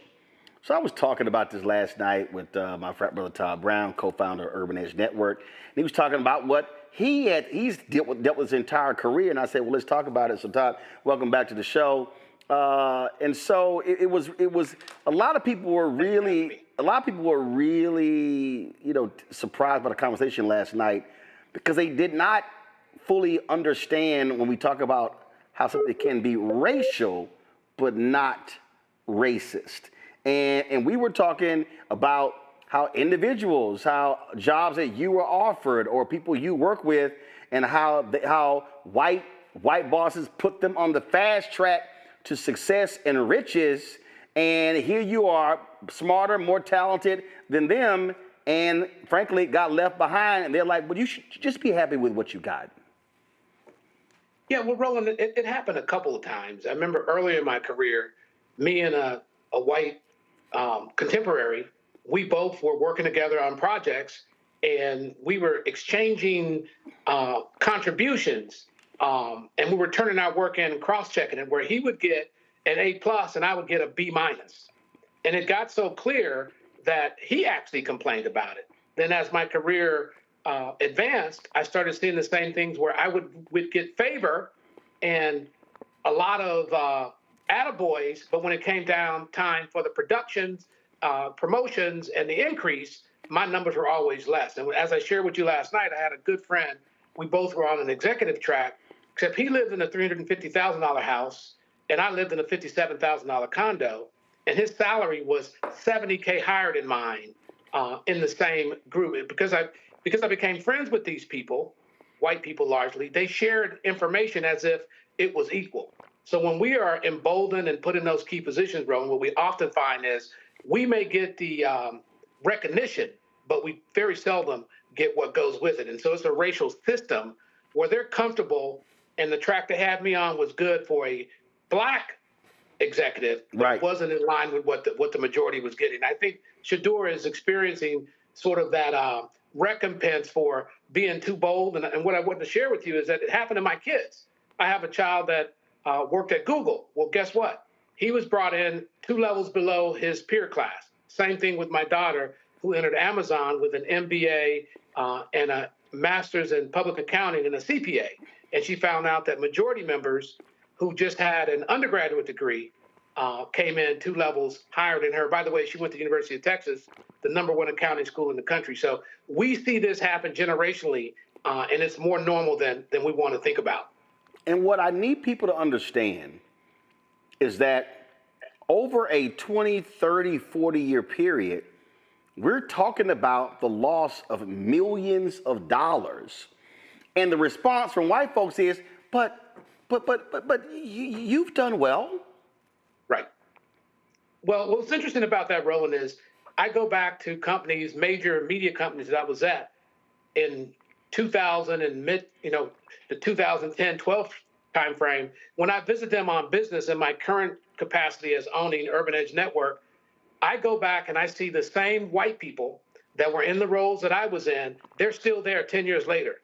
So if I was making $950,000 a year, and you add 3% to that, and they've been there an extra 11 years, you can imagine the amount of wealth they've amassed. And that's the generational wealth that you see in the exchange, where you see African Americans in executive positions are put out of their roles for whatever reason, mid-50s, early 60s, if they're making north of a couple $100K. Whereas you see the majority members in this racial society you talk about, where they're just comfortable with each other and are just uncomfortable with us in leadership roles. And over time, not a lot of time, you can see the stratification in income and how it impacts us from a wealth perspective. And again, we talk about what's racial and not necessarily racist. Talk about this one individual who went on to run a major media company, who's now about to run another major media company, who held private parties for white junior execs, and you never got invited. Yeah. So in the conversations I was in at a major top 3 media company, having had conversations with my peers, they then shared with me that they were invited to weekend parties, Christmas parties. They'd been to this executive's home, and they were given opportunities consistently, whereas I was there for 7 years and didn't receive one promotion. Matter of fact, one individual I'm thinking about was below me when she came in, and she's now been president of several companies in the same field, whereas those opportunities tend to go away from Black folk for whatever reason. And I see the same peer class, chief revenue officer, senior vice president of content management. When those people are in those roles longer, they're promoted, they're supported, and it's just comfort. I saw the same thing when I was at Viacom in the early 2000s. Most of the people I work with are still in those roles or ascended to tremendously high opportunities. So it starts to be impactful, Roland, because I see individuals, for whatever reason, are comfortable with us not being there. And when we're not there, that means opportunity downstream and upstream, both for our families and for the networks that we tend to open up. So it does have a big impact when you have to be 5th round, when you have 1st round talent. And it is something that consistently happens, and folk don't want to talk about it. And what trips me out is when we are expected to shrink ourselves, to not be as assertive, not be as aggressive, not be as vocal, frankly, not outshine our peers because we make them feel bad. So we have to factor in their fragile white feelings in order for us to possibly move ahead? Well, the sad part for me is I saw it happen again with my kids, where my son, is one of the only people that was hired by Google in sales coming out of Oklahoma University. He came in 1 to 2 levels below his peers, outperformed his peers who were promoted faster, did less impactful work. And then when he received his promotion, it was 2 years later, having overperformed in the role that he was in, which was graded at the same level his higher level peers were. Same thing happened to my daughter when she joined Amazon. They both have since left those companies out of frustration because they have access to what they were rated, like Shador as a quarterback. They had expectations of what that meant. They went to great schools and they expected to get in there and not be impacted from a merit perspective, but then also downgraded. So now you're a backup quarterback. You're not getting the same number of reps. And then when you perform, it's not seen in the same light. So it is something that is real. You can say it's racist, you can say it's systemic, you can say it's racial, but it happens on a more regular basis than we want to admit. And the gap sustains your entire career unless you do what I've advised my kids to do, which is to take the circuitous path and not wait for a linear promotion within the system that wasn't set up to be fair and honest to them, and make moves and work your way to emancipation and entrepreneurship as soon as you can. Then you're fighting the battles, Roland, that you and I are fighting to try to get supply chain opportunities as opposed to waiting for 1 or 2 individuals within a broken system to recognize us and treat us fairly. Let's go to our panel. Morgan, you first. Well, I really appreciate the discussion and agree with a lot of what has been said. So thanks for sharing your story and of your children. I think this is one of the reasons why, and Roland, we've talked about this, where I think the entire Black community should just automatically be very anti-monopolist. We do not usually benefit from concentrations of power, whether it's in a very, very large corporation like an Amazon or Google. And I completely agree. I mean, being able to strike out, be entrepreneurs, where we have more autonomy to be able to create opportunity for ourselves and also other folks in the community is a great way to go. But we got to make sure we have that runway to grow and scale businesses and really build that wealth. And then the other thing I would say, and I'm just kind of curious, as you're thinking about just what is going on with DEI and just the role that has or hasn't played in fulfilling the promise of bringing more equity to the workplace and kind of like helping us scale up ladders faster within certain work environments. What's your take on what's happening there? Yeah, I've never been an advocate of DEI, or I'm a big proponent of affirmative action. The federal statute that requires them to give us an equal opportunity at what used to be in federal contracting and certainly in corporate environments. DEI has always been a cloak and dagger for Black folks. As you know, 72% of the opportunities in the DEI space went to white women, and north of 90% of the opportunity went to white folks. So we were very seldom benefited from it. It did create some opportunity for consideration. So I've always told my children, I've always focused on a meritocracy. I remember early in my career at IBM, which I was highly esteemed, the first offer they gave me was the EO job, counting Black people, counting brown people, and compliance to EO, where my majority members who were in finance and accounting were never offered those types of opportunities. So I found DEI to be more of a distraction.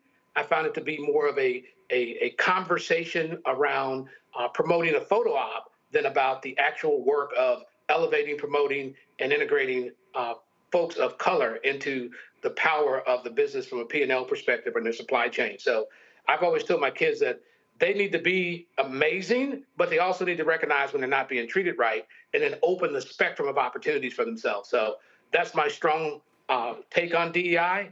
I think it's interesting, but it hasn't been impactful on my career and it hasn't been impactful on my business. John?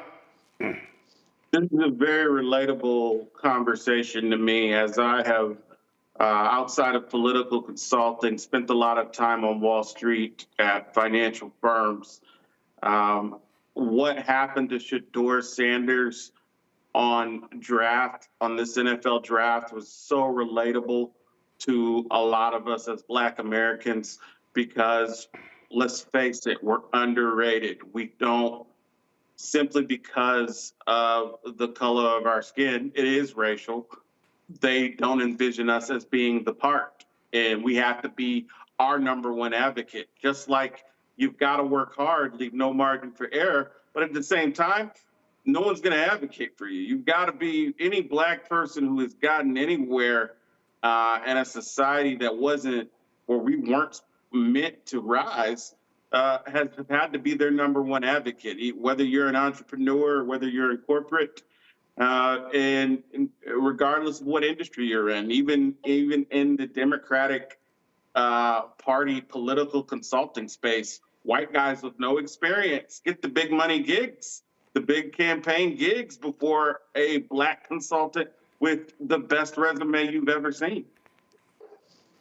Absolutely.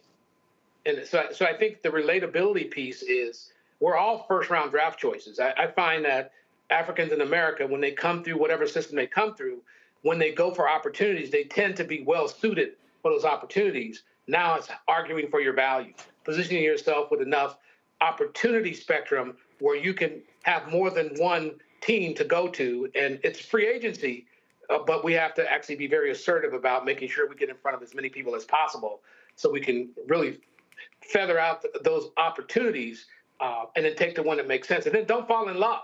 We don't have to be there for 5 years on a rookie contract.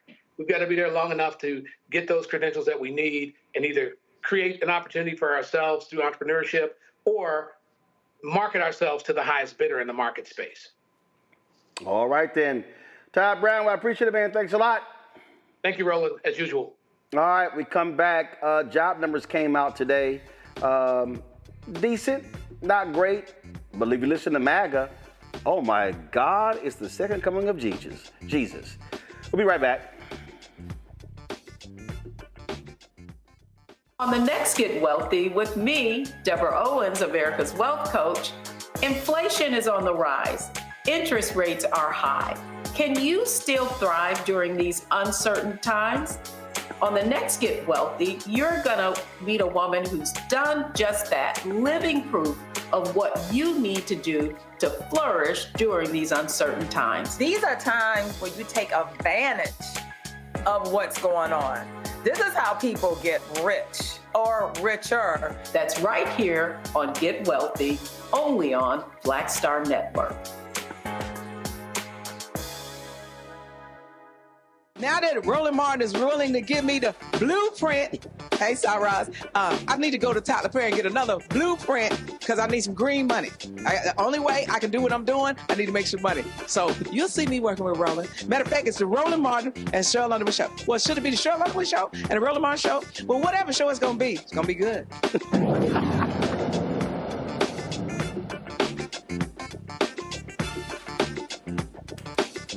Jobs report came out today. Last month, 177,000 jobs were added to the economy. Analysts expected 133,000 jobs to be added, but the black unemployment rate went up 6 to 6.3%. Overall unemployment rate remained the same at 4.2%. The unemployment rate for black men went from 6.1% to 5.6%. Black women's unemployment went up a point, 6.1%. Morgan, you look at these numbers every single month. What does it tell us? The name of the game continues to be uncertainty, Roland. I mean, you're right. These are pretty good numbers. These are numbers that are not causing a lot of alarm. But I think the massive elephant in the room is that these numbers are from surveys that were coming pretty much right after the April 2nd tariff day, where Trump put across the board tariffs all over for countries all over the world. And so we're still dealing with what was more or less the prior administration's policies. And as we move forward here, we're going to continue to have to take a look at what is the impact of the very erratic policymaking that's coming out of this administration.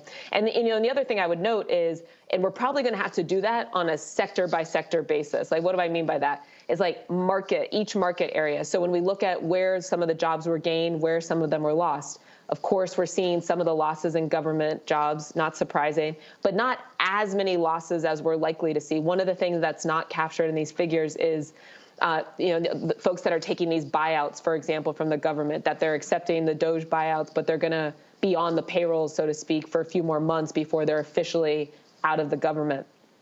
That's not getting captured here. We're seeing some growth in areas like warehouse and manufacturing. Some people are speculating, well, that could be because these large companies, knowing that these tariffs were coming and some of the announcements that were starting at the beginning of the year, were just stockpiling and trying to get in as many imports as possible. So then they had to beef up their warehouse capacity. No one really knows what's going on. And so it continues to be a time of great economic uncertainty. I'm sure a lot of people are feeling that. Consumers are starting to adjust some of their spending habits, and we all should be careful as consumers, as small business owners, as people who maybe supply small businesses, because we don't exactly know how the administration's going to land with these so-called deals that they're working out with the tariffs and what the long-term outlook is for the economy overall. But we do know how tariffs have an impact. Apple announced they could lose almost $1 billion in a quarter because of these tariffs, even though they announced record earnings. But again, these companies are increasingly telling the idiot in the Oval Office, trust me, your tariff gamble is wrecking this economy. Yeah, the Apple example is really interesting because the fact that Apple is saying they're going to lose $1 billion, I mean, that is, billion with a B, that is a lot of money. But the fact is, Apple makes a lot of money, right? So this is only 1% of the revenue that they're making, right, in a quarter. And so they had $95.4 billion in revenue this quarter. Exactly. Apple is a huge company. All these big tech companies are the biggest, most profitable companies in the world. And so an Apple can't absorb that hit. It's like you said, it's just 1%. They're making these deals to be able to shift some of their production to India, to Vietnam for the U.S. iPhones that they're going to try to supply here to get around some of the highest tariffs that are hitting China. So an Apple can maneuver, but the companies that come below that, not just the companies that we're seeing the tickers on Wall Street, but think about the mid-market type of businesses. I was just talking to a guy in Cleveland earlier today who owns his own insurance company. One of his good friends owns a lighting company, and they're pretty much facing, it's not clear that we can survive in this environment. I think those are the types of stories that we're likely to continue to hear more of as the tariffs hit these different sectors. John? I think my biggest concern with the tariffs are the cost of goods. The cost of living in this country is off the chain. You have got so many high earners in this country, high earners, who are not doing well economically because the cost of living is literally that high. And so for these tariffs to go through and make everyday life more expensive for Americans, it's just unfathomable right now, and I think it's an economic war on the people because I myself, I do better than a lot of people, but I think I would hurt significantly if all the goods that stand to increase with these tariffs were to quadruple in price. That's something a lot of Americans can't deal with. And it's Americans of many different class levels. Only the super rich are not going to be hurt by this. Well, but I'm telling you, I keep telling people this is going to get worse. So folks better buckle up because this idiot is charging full steam ahead and refuses to listen to reason. Morgan, John, I appreciate both of y'all being on today's show. Zachary had to leave us a little bit earlier. So thank you so very much for joining us. Great to see you, Roland. Folks, time for the Crockett Chronicles.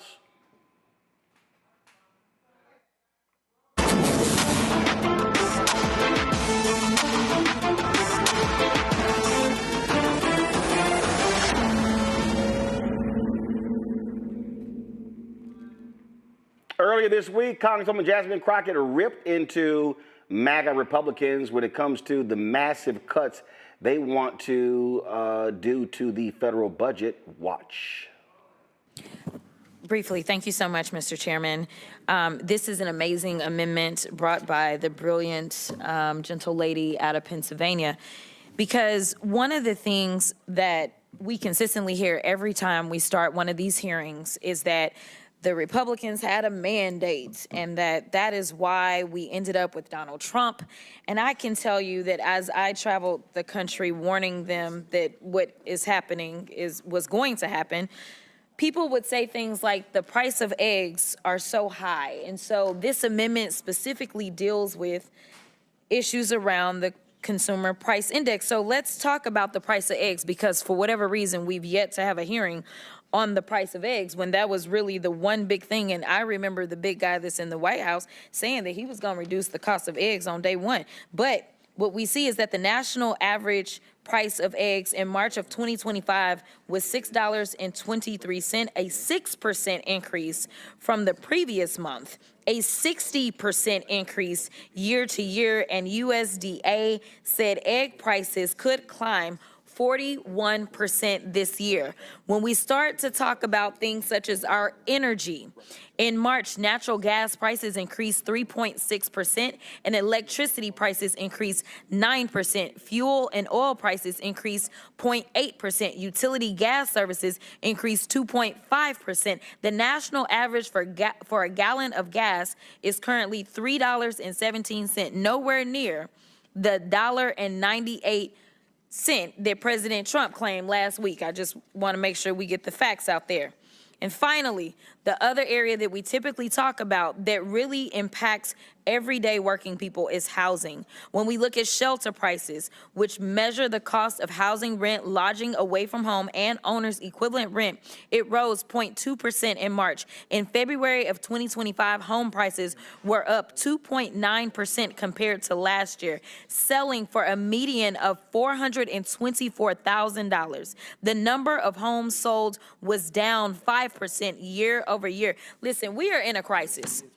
And they are pretending that the solution is going to be cutting everything, that those of us that make this country actually go is the solution. Right now, we're cutting jobs as it relates to the federal government. Right now, because of the failed policies around tariffs, we know that we are looking at losing plants. They said that was going to bring plants. They just announced that we had 2 auto dealers that were going to shut down approximately 40,000 jobs. As they then go after NIH, we know that in the state of Alabama, the largest employer in the state of Alabama is the University of Alabama. They are looking at losing jobs because they won't have research dollars. The only thing that they are doing is hurting us. It is the reason, if we're going to talk about numbers and mandates, it is the reason that the only person in recent modern times to have the lowest approval ratings at their 100-day mark is the same person the first time they were in and now this time. It is time for us to get serious and talk about what will grow our economy, what will bring more money in, what will make sure that people can move up from working poor to middle class and maybe even reach this higher level that so many of y'all listen to, this upper echelon, this rich level, because that is what is supposed to set us apart in this country. We are supposed to live in a country where everyone has an opportunity to go from rags to literally riches. And so I am asking my colleagues to start looking out for the people that elected them. And this is one way that we can do it, by supporting this amendment of Ms. Lee. And with that, I will yield. Well, cut to the chase, call like it is. Speaking of call like it is, on Wednesday, Vice President Kamala Harris gave her first major speech since leaving the White House. She spoke to Emerge in New York, and it was a 16-minute speech. We streamed it on the Black Star Network. We did want to show you some of what she had to say, and she continued her theme of talking about this threat to democracy that we are seeing right now with the thug in chief. The American people deserve leaders who make their lives better and make our country stronger. But sadly, we have seen quite the opposite over these past few months. Now, I know tonight's event happens to coincide with the 100 days after the inauguration, and I'll leave it to others to give a full accounting of what has happened so far. But I will say this. Instead of an administration working to advance America's highest ideals, we are witnessing the wholesale abandonment of those ideals.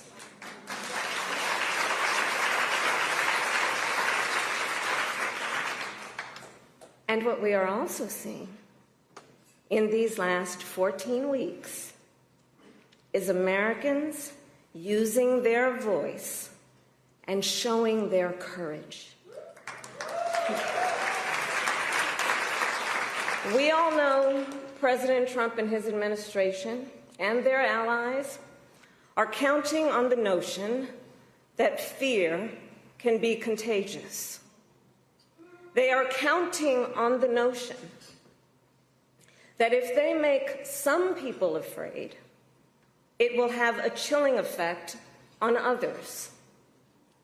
But what they're overlooking, what they have overlooked, is that fear is not the only thing that's contagious. Courage is contagious.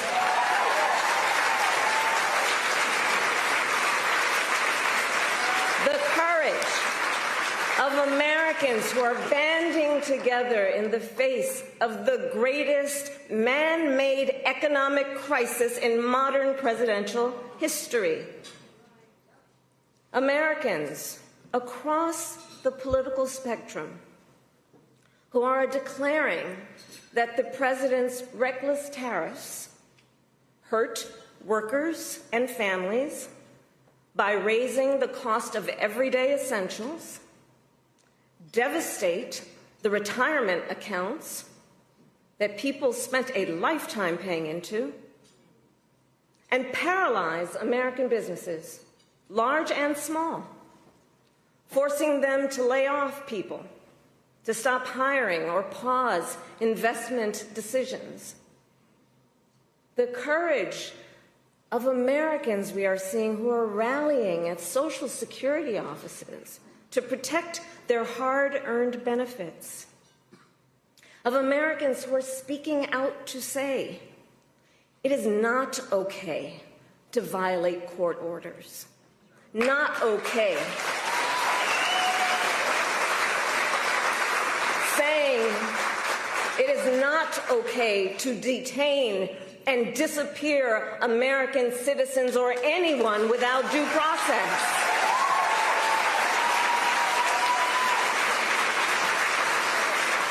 The courage of judges to uphold the rule of law in the face of those who would jail them.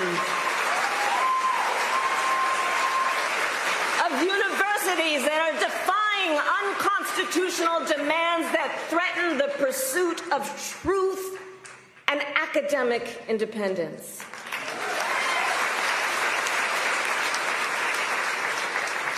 And I will tell you, the courage of all these Americans inspires me. And I have been inspired by the movements like the one in Wisconsin that put Susan Crawford on the Supreme Court. By the State of the People Power Tour that is aiming to ignite a grassroots movement to lift up voices and advance freedom and justice. And by leaders across the spectrum, including congressional leaders like Cory Booker, Chris Van Hollen, Chris Murphy, Jasmine Crockett, Maxwell Frost, AOC, and Bernie Sanders. All who, in different ways, have been speaking with moral clarity about this moment. So here's one of the other things I wanted to talk about tonight and to highlight. So look, some people are describing what's been happening in recent months as absolute chaos. And of course I understand why. And it's certainly true of those tariffs. Tariffs that, as I predicted, are clearly inviting a recession. But friends, please let us not be duped into thinking everything is chaos. I know it may feel that way, but understand what we are in fact witnessing is a high-velocity event where a vessel is being used for the swift implementation of an agenda that has been decades in the making.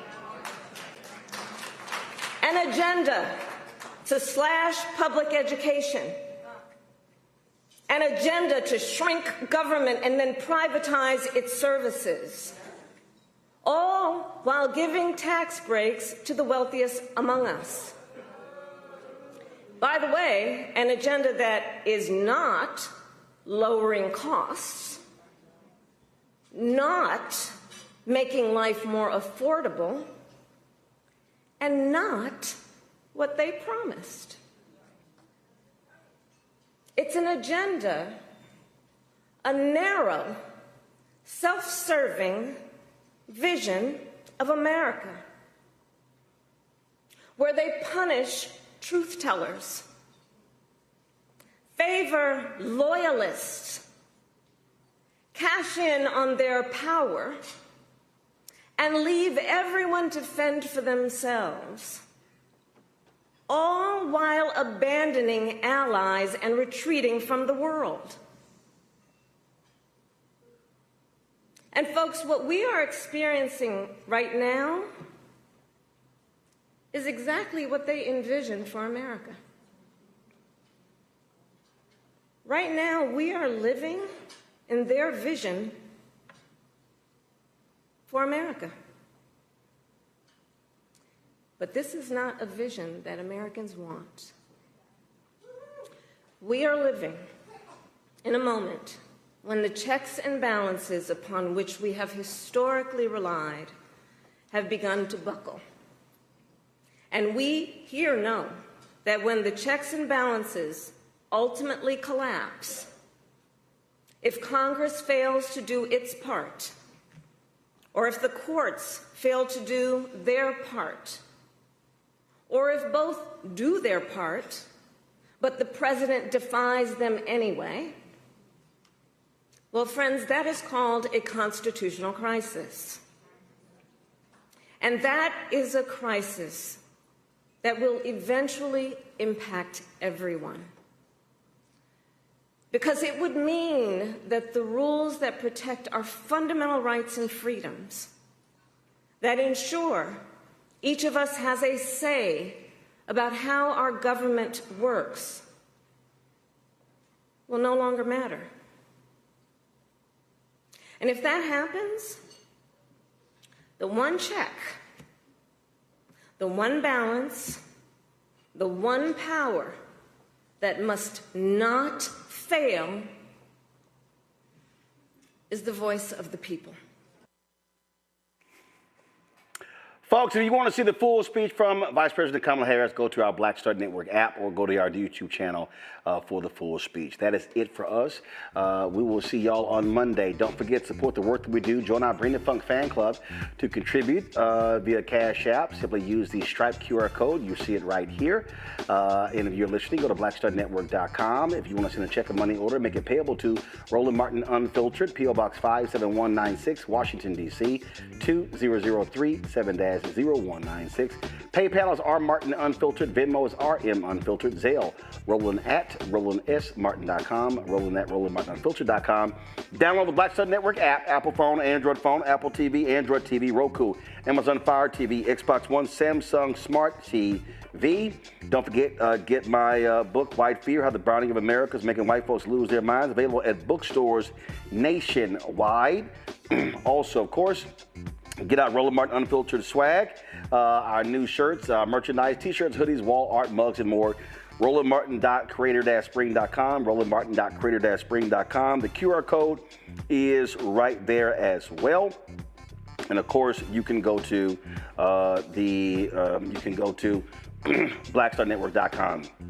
Also, download the Black Star Fanbase. Be sure to get the Fanbase app, Apple Store, as well as the Android Play Store. Or if you want to invest, go to startengine.com/Fanbase. Folks, that's it. Hope you have a fabulous weekend. I will see y'all on Monday. Holla!